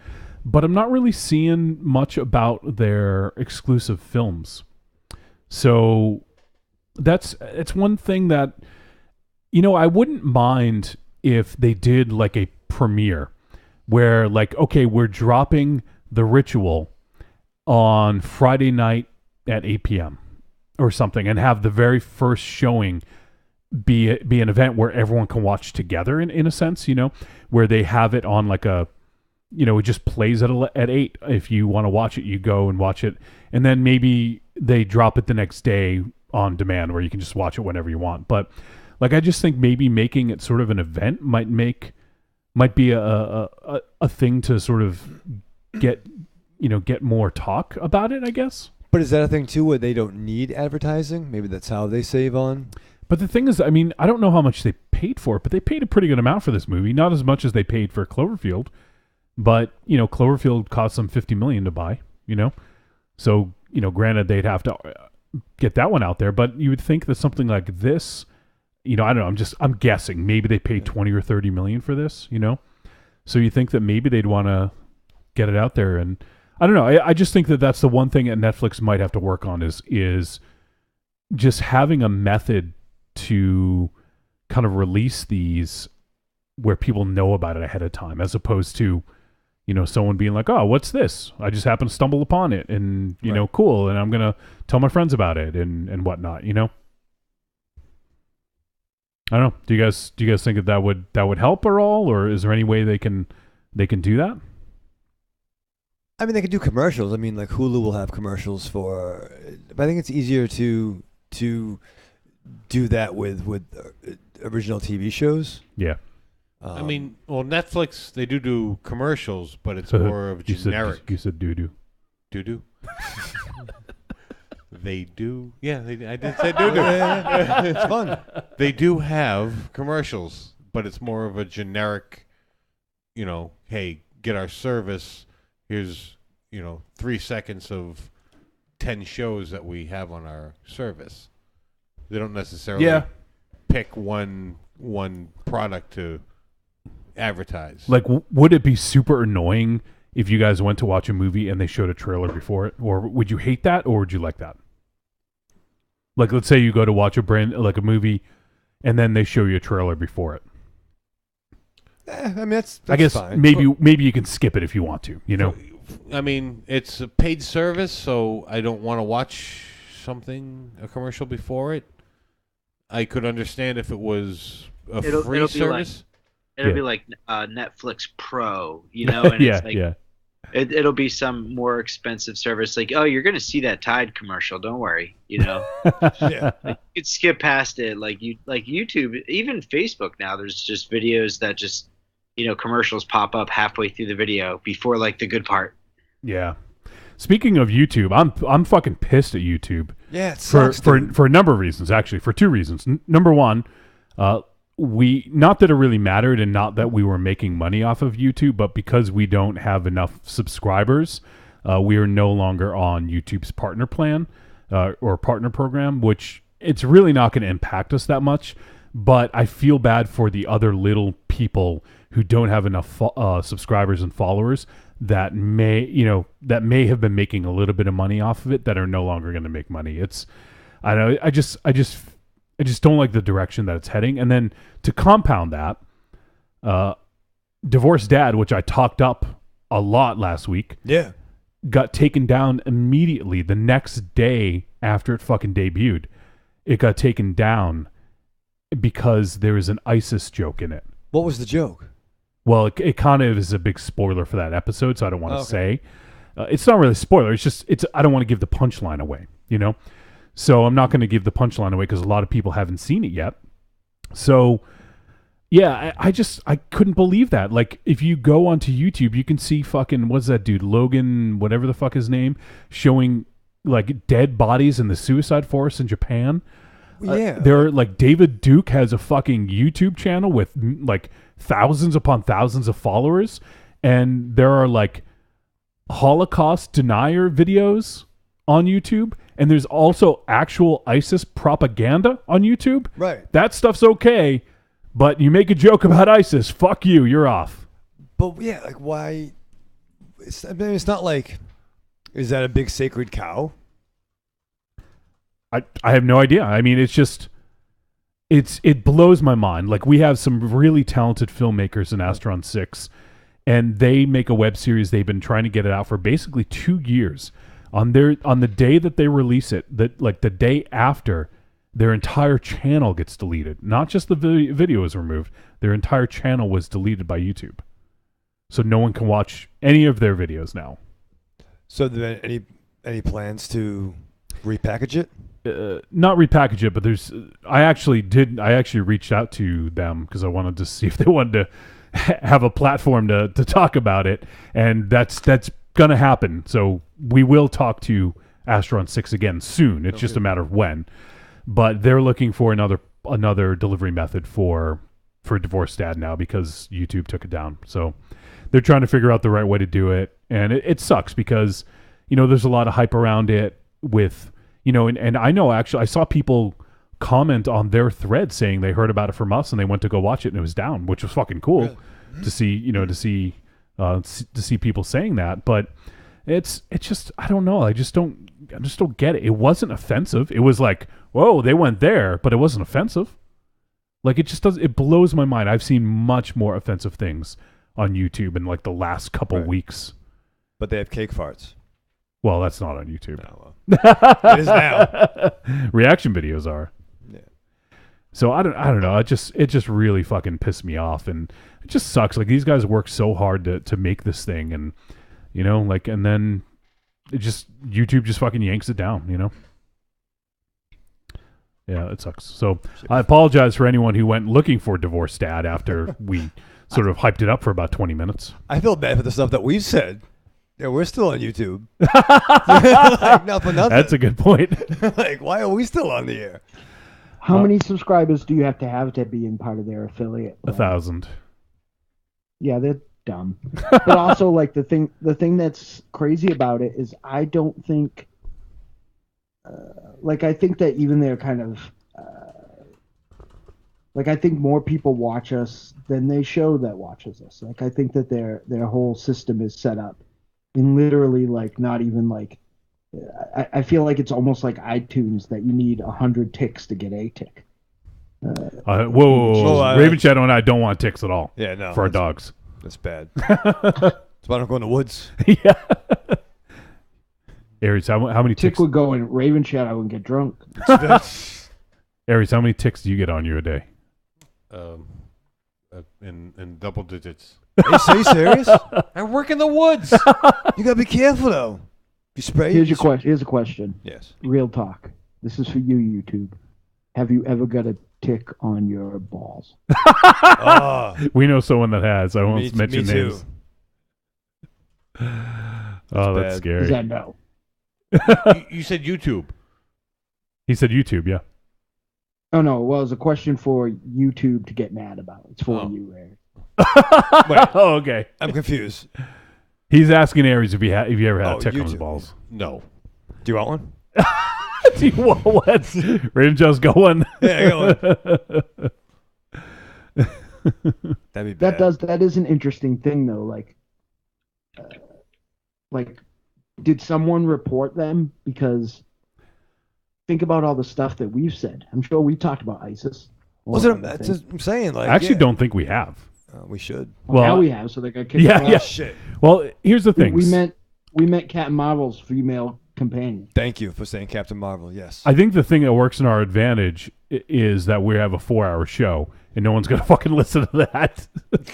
Whereas, like, Divorced Dad was between 5 and 8 minutes, and somebody probably reported it, is what I'm guessing, and then they watched it and saw like a joke about it, and they're like, okay, we're taking this down. That's why so many things like that are so messed up. Like, someone reported a member of our band who has a pretty realistic stage name, I think, at the end of the day. Yeah. At least compared to Dynamo Mars and Tiny White, right? But like, so 12-gauge Calhoun. Yeah, we're still walking around. Yeah. Yeah. And the one thing that I'm not sure is if it's an algorithm, like if they have these fucking algorithms down to a T where they can find out if I play 5 seconds of a song, they fucking ding us and they're like, we got a strike against you, a copyright strike, unless you like stop, like putting ads on this. And now we will no longer have to deal with ads because we're not, we don't have enough subscribers to get ads and to make money. But so I don't know if that's if things will be easier now. Maybe we can play more music. I don't know. But if you play a couple seconds of a video or a couple seconds of a song uninterrupted, they are all over that shit and they flag it. But like, I just don't see how they can fuck up this bad and take down this show. I don't know. It just fucking it pisses me off, first of all, but it also boggles my mind that. And they haven't fixed it. That's what bothers me. Like, right. I mean, granted, again, it's a big company, but I saw like hundreds of people tweet at them. Yeah. Yeah, there was a lot of tweets, a lot of stuff going on social media. And if it was something else, it would have been hundreds of thousands of people. But at the same time, like, somebody has to be watching their tweets. You know what I mean? Like, if enough comes up, it has to be like a blip. Like, they just don't care. Yeah, I mean, I guess they don't have to if it's not making them money necessarily, unless it's driving a lot of traffic, and maybe it wasn't driving enough traffic for them to care. So, what's funny is that it's all part of a bigger conspiracy, I think, and I know I'm going to sound crazy, but like, I think so. The place where is the People's Forum, right? Is what's so funny? Huh? No one's laughing. No, I'm talking to my cat. Oh, I'm not crazy. No, but the place that's the People's Forum is being regulated to death, right? So the response is spend a lot of money, start your own website, become your own content provider, right? And up until now, you could do that. That was a worthwhile thing if you had a couple of grand and the technology to make that happen, right? Yeah. But now, why take that risk with net neutrality laws looming in the immediate future, that you may not be able to do podcasts anymore? You know what I mean? People might not want to pay for YouTube. It's just it's like we're literally getting like they're making the content world small again, and it's gross. Yeah. But the real problem is that Divorced Dad isn't going to make YouTube any money. That's why they won't fix it. Right. Yeah, it's unfortunate, and it sounds like people will be able to see Divorced Dad soon, hopefully on another platform. So, and as soon as that happens, I'll obviously let you guys know, because I was super excited to show T-Dog the night after. We were going to watch all 5 episodes, and then I went to watch it, and it was fucking gone. So it's really annoying, and hopefully they're able to remedy it soon. Whether, I doubt it'll be back on YouTube by the sounds of it, but hopefully they get it on like Vimeo or even Twitch or some other place. So I guess we'll move on, and the next voicemail, let's hear from Dakota, who had also sent in some thoughts. And I realized that we have never heard from Dakota. He's been in the chat room from time to time, but this is the first time we're hearing from him via voicemail. So thanks, Dakota. Yeah. Awesome hearing from you, bud. Hey, you guys, Dakota here. For my first ever voicemail, I'd like to give you some of my thoughts on The Ritual. I was excited to hear that this was up next to review as I had just watched it the day before. I'm super into Norse mythology, and I was looking forward to this one and was honestly a little bit disappointed with how little it tied in, other than being referred to as one of the Jotun. Jotun's a pretty vague term applied to pretty much any being set in contrast with the gods. She also mentioned it being one of Loki's bastard children, which is definitely believable knowing his history of having pretty fucked up kids. What I loved, though, was the creature design and how they handled its reveal. Yeah. Every time they gave me a glimpse of this creature, I found myself picturing something vastly different than the last time, and not one of my guesses matched up at all with the final reveal. I loved that the film opted for slow-building dread as opposed to jump scares. Yep. And several times I did find myself thoroughly creeped out. I did unfortunately think the ending was a little lame. I wanted some more explanation on the creature, and honestly I wanted a bit darker of an ending. Alright, that's all I've got on The Ritual. I'll talk to you all later. All right, Dakota, thanks, man. Yeah, man. Great hearing from you, bud. If you have not gotten the Teeel album, both you and Slegoth, I'll be sure to email you guys. But thank you for sending that in. It's good to hear from you. Hopefully hear from you again sometime soon. All right, let's go to our boy, Arkham Josh. I'm real curious to see what Josh has to say about The Ritual. Hey, Trick or Treat Radio guys, Josh from the Arkham Film Society here. Just taking the dog out for a little late night walk, so it's the perfect time for my call-in, right? Yes. So, when I saw what you guys were covering this week, I was very excited.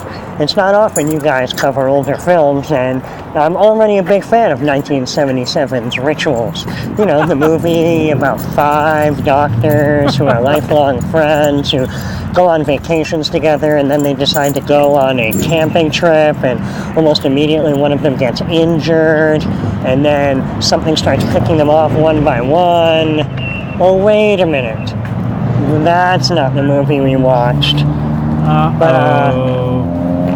To be fair, though, I thought, even though The Ritual seems awfully similar to the aforementioned film, which is itself a wonderful film, I quite liked The Ritual.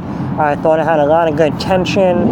The setting was also really good. I think the woodland setting really worked for it. And there aren't a lot of films where the woods can really seem that ominous. But overall, I thought it was an interesting film. It had some really good ideas, and it was well acted. So I would say it is a treat and a recommend. But I would also recommend everybody go check out the 1977 film as well, because that one is also a treat and a very high recommend. Hey, other than that, I don't know if you guys noticed, but Season 3 of Channel Zero is up and going, and if you have the Sci-Fi app or whatnot, as of right now anyway, you can watch the first 2 episodes for free. Yep. So I would highly recommend you guys head on over to the app and check it out. I'm really digging it so far. It looks like they're trying to push the budget a little bit further with this one. It's got Rutger Hauer in it, for one thing. There you go. Which I was a little surprised about. Plus, they're using a little bit more CG in this one, which at times works fine, but at other times doesn't. But there's also a lot of good practical effects. I think episode 3 actually airs tonight, so it'll be up on the app tomorrow, so I'm really looking forward to that. Plus, I don't want to give anything away about the themes or things that happen, but there is a music cue at the open of the first episode, which if you know that cue, you kind of know some of what's going on, and when that came on, I was very excited. So, I don't know. I know, I think a couple of you guys had checked out the previous 2 seasons after I mentioned it, and then Jarrett mentioned it. So I highly recommend hopping on this one now, because that so far is also a treat and a recommend. So, seeing you guys reviewed 1 movie this week, and I've given you 3 treats and 3 recommends. So, hey, you guys have a good one. Sorry about all the noise in the neighborhood, and I'll talk to you real soon. Bye-bye. Don't forget to check the dog for ticks, Josh. Yeah, seriously, dude. Oh, no, there's no ticks on the highway.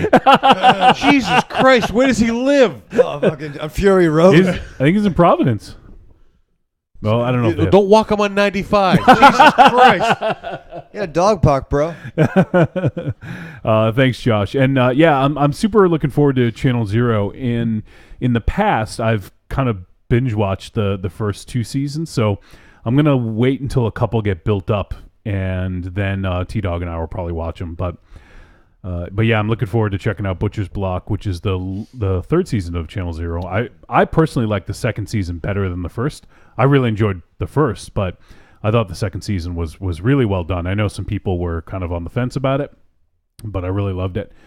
And speaking of sort of what we talked about with The Ritual, with sort of like, these kind of buried feelings deep down, and how you deal with them, and how they manifest, I thought that the 2nd season of Channel Zero did a really good job of sort of dealing with loss and grief. So I definitely recommend checking that out, and I'm looking forward to Butcher's Block. I'll probably check it out in the next several weeks. So maybe the first season was a masterpiece. Yeah, it was great. It was great. Jim, have you seen Channel Zero at all by any chance? It's a sci-fi series. I have not. I don't know if it's on Netflix. I'm not positive actually, but yeah, I definitely recommend it. Each Not season on Netflix. Okay. Yeah, I only have Netflix now. Last year, got rid of Hulu and all kinds of services, and because I own like 1 million Blu-ray and DVDs, but yeah, I would say any of those kind of things. Like, can I pick it up on Hulu like later, or is it one of those? What's like the best service to check it out?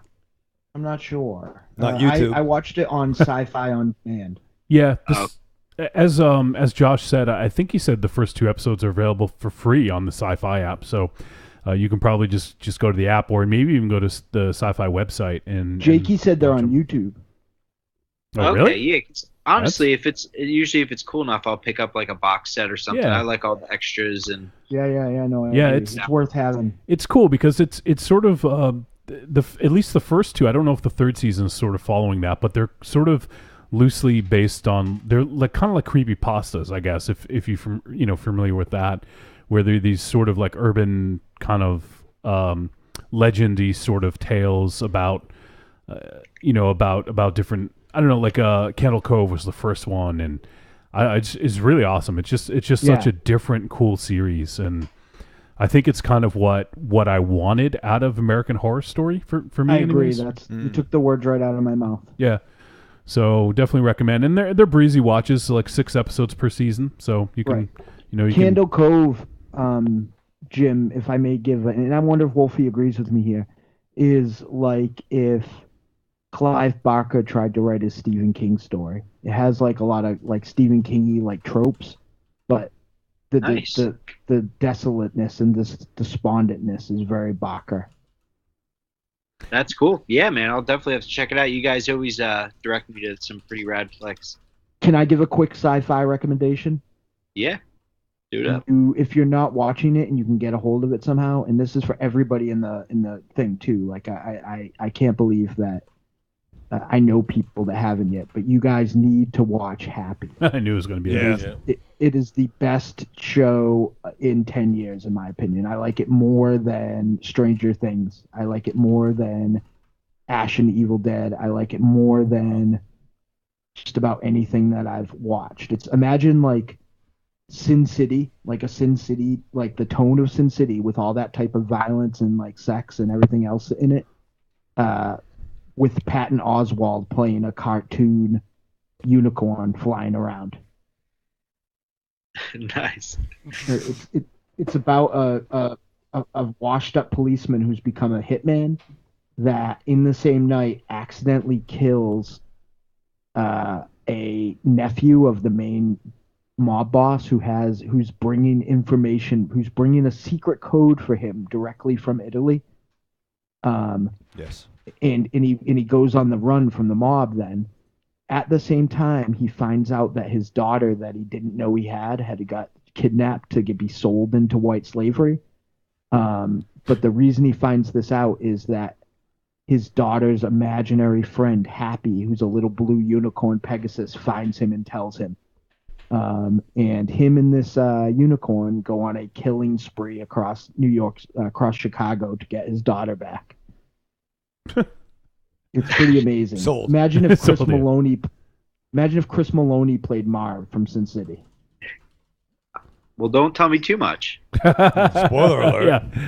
Yeah, I keep seeing because I watch a lot of stuff on the Sci-Fi app, and I keep seeing the commercials pop up, and I keep meaning to, between you and seeing them on the app, I keep meaning to check it out, but I'll eventually get to it. But yeah, it looks pretty cool. I mean, Sci-Fi's winning right now. Like between Candle Cove, that Grindhouse show they put out, which kind of got fucked up at the end, but I still recommend it. It was better than Blood Drive.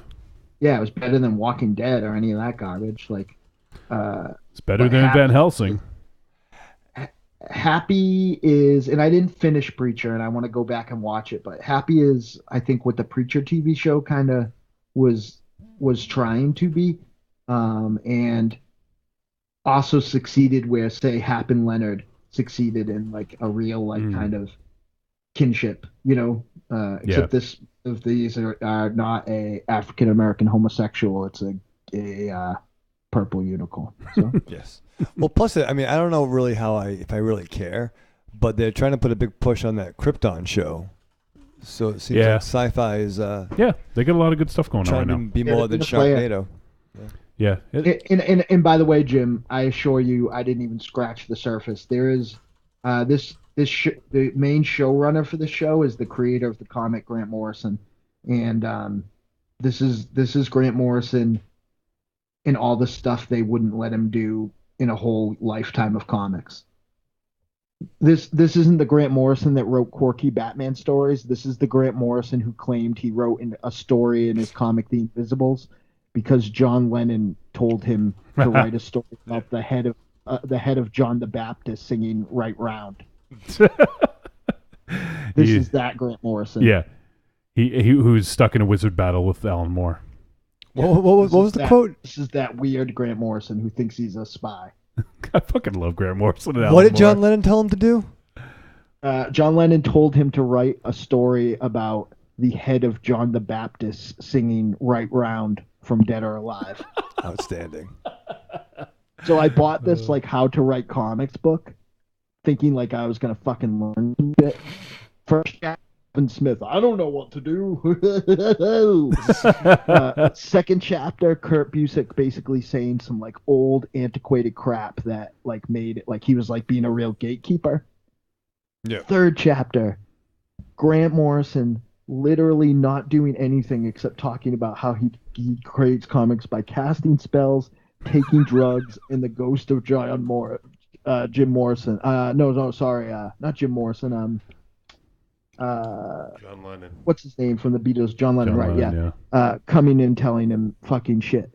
How is that going to teach me how to write fucking comics? Hey, Grant, got a good idea. You should put a submarine in there. You need tried bring to the book channel back, a they beetle. wouldn't take it.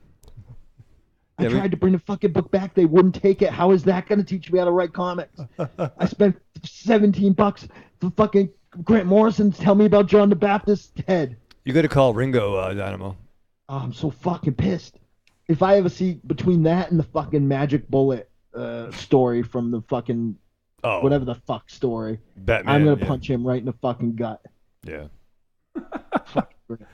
Grant Morris. By the way, it is now 12:13. Oh. Jim, congratulations on the release of Overtime. Who's got a new album? I actually had to hop over to Bandcamp and release it, and I'm like updating my website right now. Nice. Updating your website, huh? Yeah, I can't say, coming soon. Right. You know, it's out now, man. It's you already came, bro. You guys can go download it. Check it out. Teeel teeel.bandcamp.com, guys. It's out. Yeah, this is a momentous occasion. I think it's the first time we've ever had an album release actually while doing the show. Live. With the guests. So it's real exciting. And actually, one thing I didn't ask you about, Jim, was the artwork for the album. And I'm just looking at the liner notes, cover art by Beeple, and I think he had done some artwork for you before, right? No, actually. No? Oh, okay.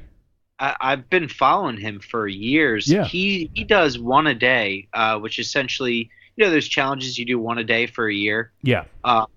He just hit his 10th anniversary. Oh, wow. So talk about commitment. And every day, every piece is ridiculous. So if you just, Google Beeple, check out his work, he's pretty well known. And I was trying to create the cover myself, and I wanted to do kind of a Tron-like city. Yeah. And just kind of this future world where everyone's like working overtime and, just like no nature, just like everyone's working. And I've been a fan of his work, and I was trying to create something. I'm like, oh, I could do this, but you know what? It's like he was the master at that style, and it's like, let me just try to reach out to him and see if he'd be willing to commission one of his pieces. So I reached out, and he was super cool. I explained to him, I kind of did this all on my own DIY, and he was like super nice, and we agreed on payment, and it was extremely fair. He was super, super humble and willing to help me out, and send me over his layered files. And I did tweak it a little bit to, just to make it ownable for the album. And I added some purple to it and some green and little textures and stuff just to kind of put my little twist on it. But essentially it's all him. He's amazing. And I'm really, really lucky to have him grace my covers because it came out awesome. I love it. It's great and it's very evocative and obviously with sort of like the neon colors, it definitely fits the kind of feel of the album. But yeah, it's great artwork and it's very fitting of. It reminds me of some of the artwork that Tiny has on his walls at the studio. Oh yeah, for sure. Yeah, kind of like futuristic sort of look. Yeah. Yeah, it's definitely a kind of modern world, where it's a hybrid of computer buildings and neon lights and I really wanted a palette of like teal, pink, and purple. That's kind of my jam. Yeah. So it worked out awesome, and those who got the vinyl too are super lucky. I do have a couple that I hope will be left over, so I'll let you guys know. So that way, if you guys are able to grab one, that'd be awesome. So. Yeah, I definitely would like. I'm bummed out that I didn't get on the pre-order, but yeah, definitely let me know. I definitely want one of those vinyls. I got the others. I got to get them all. Got to collect them all like Pokemon. Collect them all. Can I interrupt you guys for a second? So I just leaned back in my chair and realized that this setup I have that I thought I was going to be able to leave till I got home tomorrow again would be okay. But there's literally an extension cord running from like my kitchen to my living room. And my cat is like walking on it like a tightrope, which makes me think that I won't have an iPad, a microphone, or a USB adapter when I get home tomorrow morning. Yeah. So I'm gonna have to cut out and tear this down because I'm leaving at 12:30. So all right, I have to bid you adieu. All right, Mars man. Well, good having you on, and we'll chat with you soon. I'm sorry man. I didn't see your message. I was really just sitting here like an asshole the whole time. And I was calling you the whole time earlier. Yeah, no, I think we just misunderstood each other because this setup sucks power like crazy, and I just wanted to charge it up again before we started. I started at 100, and I'm already at 62% again. Yep. So if I had started at 80%, I'd be in trouble now, I think. So well, it seems like a success. This whole setup is a success. So if you it's nice. I really like talking to you guys much more when I don't have to look at you. So. It's gonna be good. It's gonna be good going forward. It's mutual. Yeah, except for Aries, he's a handsome man. Yes. Ooh. All right, Mars man, go pack your shit, and we'll talk to you soon. Actually, hold on one second. Okay. Nope. They just told me they're running 20 minutes late. So okay, never mind. If I disappear, I'm gonna. I just said goodbye for nothing. All right. Well, they're gonna be here at 12:45, so I gotta be. We'll If wrap we're up. still talking at 12:30, I'm gonna hang up. Yeah, we'll wrap up because Jim's catching a flight in the morning. Oh shit! Like in a few hours, not in the morning. Like literally Yeah. a few hours. Yep, and that's the life you got to live when you're working overtime. Oh, yeah. dynamite So- drop in for the album right there. Jim, I'm gonna put Actually, you on the wait, I spot. have a question. Yeah. When you said collect them all, I wanted to know what's your guys' favorite Teal album out of the four. If I was to repress these four out of these four, what would be your favorite? Well, I'll go first, and I'm biased because because the way we found you was through University Heights, so that was my first exposure, and so many of those songs resonated with me with the titles and the content that. As much as I love all of your stuff, that's the one. Like if someone were to ask me, where should I start with Teal, I would direct them to University Heights because it's in our wheelhouse. It's got Mugwai, it's got Deadites, it's got 88 miles per hour. It's every song is sort of like a nod to something that we love, and the music for me, is just phenomenal. It was around that time too. It kind of reminds me of that time of meeting you guys and coming up there too, which was super awesome. So yeah. So for me, that would be my pick. Although and this isn't blowing smoke. I mean, like I love all your stuff, and I adore the new album. Like I literally listened to it like when you sent it to me, like probably like for a week straight without listening to anything else music wise. Oh, that's awesome. So thank you. Man. Yeah, how about you, Mars? I gotta say, and again, not to be a broken record, and I love all your albums. Probably the same for different reasons, but if you asked me what my favorite, if you asked me like what the quintessential electronic records of all time would be, in no particular order, I would say Depeche Mode, Violator. Information Society, Men Without Hats, Pop Goes the World, and Teal, University Heights, like are the pantheon of great electronic records for me. And I'm not just saying that. Like the nice lady who drives me around, she's an incredibly great taste in music. I like played her Teal tonight. Like I just think that is not just a great record, but a rare, perfect electronic album. Awesome, man. Thank you. Appreciate that. How about Raven Shadow? Do you have? Yeah, I hate to be a broken record. Yeah. But I mean, but University Heights is the only one I've heard. No, I but it's funny. No, I even it's your jam. The new record. Yeah, I love that. Taking it back to. You never forget your first time. It was my first Teal. But even I forget how much. Well, I realized how much I love 88 miles per hour too. Mm-hmm.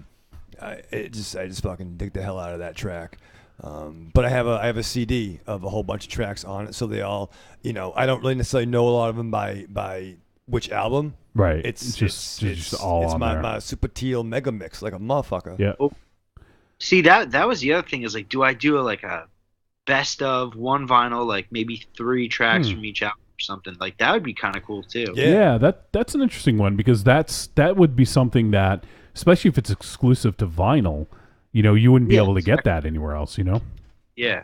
Yeah, that's not a bad idea, Jim. I it's Is it too early for a greatest hits? No, you got 4 records, right? Yeah. Yeah. We're as of October, we'll have put out 2, and we only have 4 records.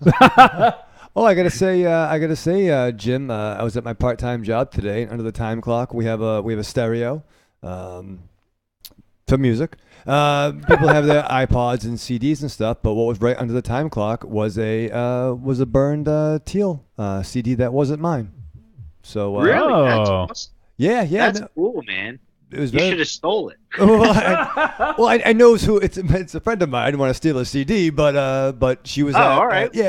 but she was at the show last year.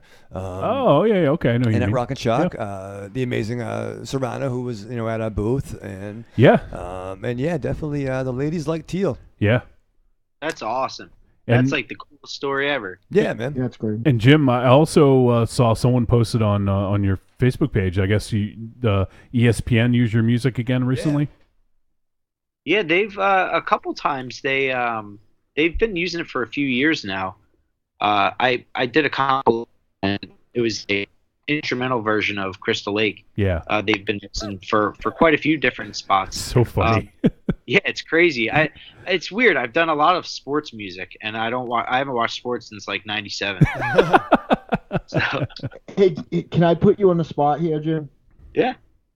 2018 is the year that the Teeel and the Deadites do something together, whether it's a split or we collaborate on a track or something like. It's gonna happen this year. We've been talking forever about it. Hey, man, it definitely takes time. You guys know. Yeah. Yeah. But well, I had to go get cancer, so that messed up the first pass. Way to go. I might find out I have it again too. I get to go back next week, so cross your fingers. Oh man, well, good luck, dude. Yeah. That's okay. Fuck cancer. Yeah, well, these guys want me dead, so it doesn't matter. But as long as you still like me. At least you're upbeat about it. Yeah. I guess we'll start to wind down here, Jim. But one other question: some of my favorite shirts are Teeel shirts that I have. Like I love the Voyager shirt, and I have the Jellyfish shirt, and I fucking love them. And do you have any ideas for shirts for Overtime? Weirdly enough, another illustrator that I met, I sent him a little concept of a spaceship and the beam. It says Teeel in the beam, and he like totally killed it. It's like the sickest design. So Nice. It almost looks like a metal shirt, like a metal band shirt, which I Nice. absolutely love about it. Nice. Yeah. So I'm actually reaching out to a couple different companies to do Awesome. like a glow in the dark. So like the name will glow wow. in the dark, which would be pretty cool. So yeah, I'm hoping to do that too. I got to save up some money because I got to do a lot of merch. One of the things I love is that, like, I love your album covers, and I would absolutely wear them on a T-shirt. But I kind of love that you have different designs. Like, you don't. I mean, as far as I've seen, none of your shirts are the album cover. It seems like you come up with a different design for each album. Yeah, and I don't ever put Teeel on it, which is like the dumbest idea ever. But that's why I was like, all right, I'm finally gonna have a shirt that people could wear that say Teeel on it. But it's weird. I work in branding and I work in advertising, and Right. and I'm like, sometimes I'm like the worst at it because I'm like, no, I don't really want to put my name on it. It's a really clean design. Let's keep it. I don't want to junk it up, so I just I end up leaving it like that. But yeah, finally got a really cool illustration, and it came out great. So that'll be out this year for sure. Awesome. I can't wait. I'll have to, fill out my my Teeel T-shirts. So looking forward to that. We got. Let's see. Actually, we had. Let me check out the tweet because we did get a tweet from Reverend Scott that I wanted to finish reading, and he says, "So glad you decided to take my expert advice and review The Ritual. All it took was the one overnight in that cabin for me to get thoroughly freaked out watching it. Then it got so much better. Great visuals, creature design, acting, music, story. I especially appreciated that they kept the beast in shadow and shrouded in mystery as long as they could. That helped maintain the interest and constant tension. Mm-hmm. Best horror film I've seen in years. A definite treat. Peace and love, guys." Whoa. Wow. So best horror film he's seen in years. That's high praise from Reverend Scott. And yeah, we essentially, like I said, I had seen the movie and thought it might be interesting to review. But then when Reverend Scott said to Mars, "Hey, you guys should do this." When Reverend Scott makes a recommendation, you fucking listen. So we decided it was the right time, and we decided to do it. So thanks for the recommendation, Reverend Scott, and always a pleasure to hear from you, my friend. We got one more voicemail. It's a little on the long side, so since it is close to 12:30 again, Mars, you wanna duck out here? Yeah, I can't hear it anyway. Who's it from? It's Nicholas's Psycho 2 review. Okay, I'll have him. I'll just don't delete it. I'll listen to it. I never delete it. I never delete. I have Yeah, I'll every listen single. to it in real life. Yeah, I have every but single I can't- voicemail people have sent me since the beginning. Yeah. I figured, but just Guys, I'm actually gonna head out myself. I gotta pack and keep this stream alive. So, you guys are awesome. Thank you so much for having us. Absolutely, Jim. Thank you so much, man. This was really cool just to hang out with you on the launch night of Overtime, and it's always great hanging out with you, my friend. And always love hearing about your creative process and just hearing how you go about making stuff, because I'm always impressed by each and everything you put out. And it's we say this a lot on the show, but for as talented of a musician and a singer and you are, and designer and just everything you do, you're an even better dude, which speaks to how talented you really are, because you're a really fucking good dude too. You guys are too kind. I love you guys. Thank you so much. Love you too, Jim. Thanks to all the listeners too. Hope you enjoy the album. Yeah. And rock on. You guys are the best. Take care. All right, Jim. Take care. Have a good trip, man. See you, buddy. See you guys. All right, Marsman.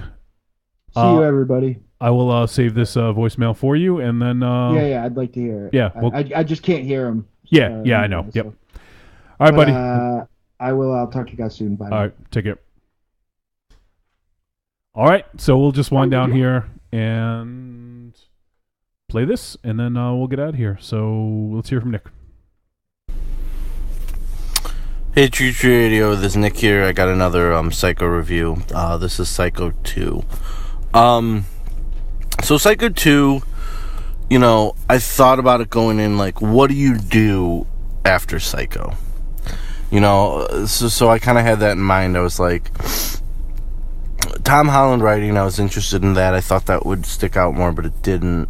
Because I've heard him on Adam Green's podcast, and he's very, energetic, and he's very enthusiastic about his projects he did, and stuff like that. But he's not like a Tarantino. I guess you don't, notice it in the film. I thought I would a little more. So yeah, what do you do from there? And, what you do is you go, okay, Norman's out of prison. He's older now. What's he going to do? Well, he's going to go back to his motel and home, and scumbag Dennis Franz is running it. Which, I love Dennis Franz popping up in these 80s films because he's always a scumbag. Because when I was a little kid, my dad loved the show NYPD Blue, so I only saw Dennis Franz. I mean, he was kind of the bad cop, but, he was just, a cop. So, and that was kind of before they were doing all bad cop kind of shows, so he was okay. So this is weird, like, anytime I see him in other movies, like horror movies or other movies, he just plays a scumbag. Like, I'm trying to think of Blowout and stuff like that. So that's funny, for me. So yeah, Dennis Franz is kind of the scumbag that's appointed by the court to run it. That's fine. And then he's kind of like, get the hell out of here. I don't like what you're running here. Because Norman wants to be alone and, clean and all that. I thought it was okay idea to have the whole thing where the girls that works at the diner with him, becomes buddy. The sheriff's like a little weird. Like, whoa, why is this older guy with this young girl staying at his place for free? Turns out, I hope I'm gonna spoil all these, by the way, sorry. Turns out she's a victim. I don't know if they played it off as like the first, well, not the first, but like, because it wasn't the first in Psycho. You made to believe he did many because he got caught on that. It's one of the victims. I don't think it was supposed to be like the last one. I didn't. I'll watch the first and see if I remember the name. But she's her mother, her aunt was killed, and her mother is helping her. So like her mother is calling the house and pretending to be Norman Bates' mother. She's dressing up as her. She's doing the killing. It's interesting. It's an interesting plot. What do you do after Psycho? I get it. That's fine. It's okay though. It's I'm afraid it's probably the best as I'm going through, unfortunately. But Psycho 2, I think Tom Holland did a pretty good job. You know, what else were you going to do? You know, you have a little bit of fight with Dennis Franz again after he gets fired at the diner. Stuff like that. That works, you know. But for a little while, you're just kind of milling around. And I feel like that's a lot of what these movies are going to be. Just him in town, the sheriff kind of like, I got my eye on you, Norman. And that's fine. You know, I think they kind of went at these pretty fast. And I think there's a gap, though, between 3 and 4. And they kind of were just like, well, what do we do? Because 3's weird. 3 gets just weird. And, but in a bad way. So, yeah, I thought it was okay. I give this one a C+, because I was just like, I don't hate it, but it's not like something like really rewatchable. I don't think this series is really rewatchable. I'm really striking out on buying box sets to, like, have rewatchability, but I don't know. Yeah, Psycho 2, I give it about a C+. It's okay. Interesting enough idea. What else were you going to do? I've been rattling on and saying that. I apologize. It's okay. I think actually Norman Bates, or Anthony Perkins, the one thing I found funny was, you know, when I always say in Psycho, he's very like a man out of time. He's very like, for all the 60s actors, they're very deadpan and, oh my God, Carolyn, are you there? Like the guy, like with, you know, looking for his girlfriend. I'll be there in a minute. And he's very an actor of modern time. And in modern time, I mean probably like 80s or 70s. And it's weird because then you put him in the 80s and then he kind of feels like them. Not completely, like he's definitely Anthony Perkins, but it's so weird. Like, you know, it didn't, I thought like that would kind of cross over perfectly because he felt like an actor that had emotion, had facial, I mean, his facial tics and you know, in the cell and just a lot of great, his performance is so great in the first one. That's the whole point of the first one. Everyone else is kind of just a victim or a bystander, but it kind of didn't translate, you know, and everyone else is kind of just being 80s actors, really.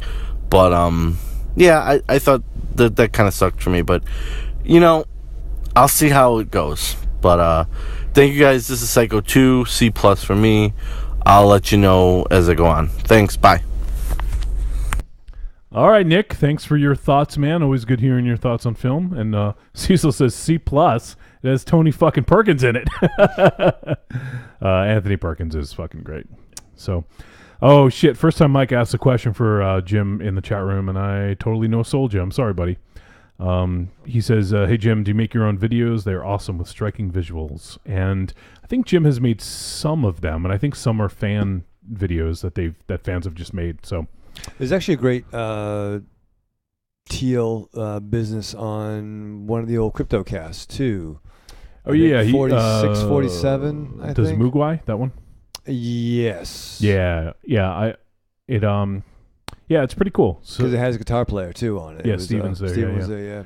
Yeah, so on one of the CryptoCasts, if Raven Shadow says maybe 46 or 47, we have some live video of Jim playing. Yeah. So, well, I think that might wind it down. I just want to double check, make sure I didn't miss any voicemails or emails. It doesn't look that way. Yeah, I did want to thank you for not putting me on the spot and asking me my favorite Teal album. Well, I kind of glossed over it because I don't know that I know you've seen Teal. I've seen Teal. Yeah. He's a talented guy. I enjoy listening to him live. It's not my type of music, so I do not own any of his music. Yeah. And Cecil in the chat room says, hey, thanks again for the music. That doesn't happen every episode. And Cecil, thank Jim. And I honestly was just going to give away one copy of it. But he's like, no. He's like, your listeners are awesome. Let's give it to all of them. And I was like, are you sure? He's like, yeah, absolutely. So it's for all the people who were able to tune in live. And like I said, we'll give out a handful of them if you email podcast@trickortreatradio.com with your favorite Teal song. If you've never heard Teal, just go look them up and then pick a song and let me know the title of it that you like. And we'll send you a link to the album for the first 3 or so people. If we get overwhelming response, maybe we'll do a couple extras. But the album's out, and Jim's such a great guy, and such a great musician that $7.99 for the album is fucking nothing. Right. So, but yeah, Jim, it was all Jim. He wanted to give it away, and I thought we were just going to do like one, maybe two, but he's like, nope, I want to give it to all your listeners that tune in live. So it's incredibly generous of him, and it's really cool of him to do that. So. Can work on his business plan a little more. and his branding. Yeah, it really is. The logo on your shit and charge for it. I love those shirts though, and honestly, like when I wear that the jellyfish shirt, because the Voyager one is pretty recognizable, because it's the Voyager. It's on like the Voyager spaceship. Yeah, the Enterprise, like the Enterprise. No, not that. Is it Janeway? But Tuvok? But when I wear the jellyfish shirt, a lot of people are like, holy shit, what's that? It's fucking awesome. That's what we gotta do, Johnny. I need you to make me get the jelly T-shirt. Come to my house. You need to make you get the jelly T-shirt to your house. Yeah, I think it's sold out. Fuck, really? Can I wear yours? No. Were you trying to tell him to buy you the shirt? No, I'll buy the shirt, but he can make the things. Make it get to my house. What did the other shirt come in yet? Not yet. I'm concerned. Yeah, the Cosmic Jellyfish tee sold out. Really? Yep, I'm looking at the site right now. Wow, I'm so happy you understood what he was saying to you. Yeah, he speaks. Ravenchild, that shirt didn't come yet? Not yet. It should be there soon. I got the tracking number. Nice. You can wear it next week. It should be there in time for next week. I was gonna bust it out tonight, but no. Well, we have the Mars will holiday. love it. Mars will love it'll it. really make things better. T-shirts. Do you wear T-shirts anymore? Well, yeah. He wears T-shirts. When? But I'm off the clock. You're off the clock now. Oh, baby, I'm working fucking overtime. You're definitely not getting- I'm like Jim Smith, baby. You're definitely not getting paid. I'll tell you that That's much. fucking true. Yeah, I'm much like Jim Smith. I'm giving it away. Yeah. So, all right. Well, I think that's gonna do it. Aries, you have anything to say to the folks? No, I got nothing. Well, say goodbye at least. Oh, I'm sorry. I thought you were looking for like a final thought. No. Yeah. No. Goodbye. All right, Raven Shadow. All right, live fast, love hard, die with your mask on. I'm gonna do something a little different. I know we don't get too political, and I hesitated to say anything about this, but let me get the name. I want to get the name of the school because What could possibly go wrong? Huh? That's what could possibly go when wrong. we talk about politics. And so, fuck. What's the name of that? Do you guys know the name of that school? Oh, I just want to make sure I get it right. But anyways, yeah. I'll find it in a sec. But I've just it's kind of in the last week. Obviously last week was Valentine's Day, and there was super tragic shooting at a high school in Florida, and most people would probably just kind of like kind of lay down and just roll over and just give up, and but like I cannot believe the like strength and fucking focus of these kids and how they're trying to bring about change in this country. It's fucking amazing. Like I don't know that I've ever been felt so inspired by a movement. And the hashtag Never Again movement is fucking awesome. And whenever I tune in and see these kids talking, I'm blown away because they're much more intelligent than I am, much more intelligent than any of us on this show. And I'm just blown away by how amazing they are. And I don't know, it's just something I don't typically talk about real world or politics, or we don't really do that, but I'm just really just kind of blown away by everything that's going on and how brave and how amazing they are. And it just, that's what I was going to do for the intro, Raven Shadow, but I figured maybe be an auspicious start based, Fair. I didn't want to start off with politics. I figured I would end there. But yeah, I just watching, it's just so awesome to see. And I really do think that these kids are going to fucking bring about change. And it's funny. It's even that one kid, I can't do justice, but he was like, well, we're kids. You guys are fucking grown-ups. Yeah, exactly. Fucking do something, asshole. Yeah. And no, it's nice that they're fucking coming out swinging. Yeah, it's really amazing to see. So, I didn't want to really talk too much about it, but it's the It's Marjorie Stoneham Douglas High School in Parkdale, Florida. Okay. So yeah, just wanted to make sure I got the name right at least. So I know that we don't typically do that very often, and just wanted to just kind of give a shout out there and just say how fucking cool it is and how amazing it is to see those kids trying to get something done. And these are the kids that are going to, if these kids are leading the country in a few years from now, I feel a lot better than I do now. I'll say that. Fair. So, all right. Well, that is going to do it. And Mars is not here so to say goodbye. So I will say, remember, children, wherever you go, there you are. And I want to thank everyone who joined in for the live show.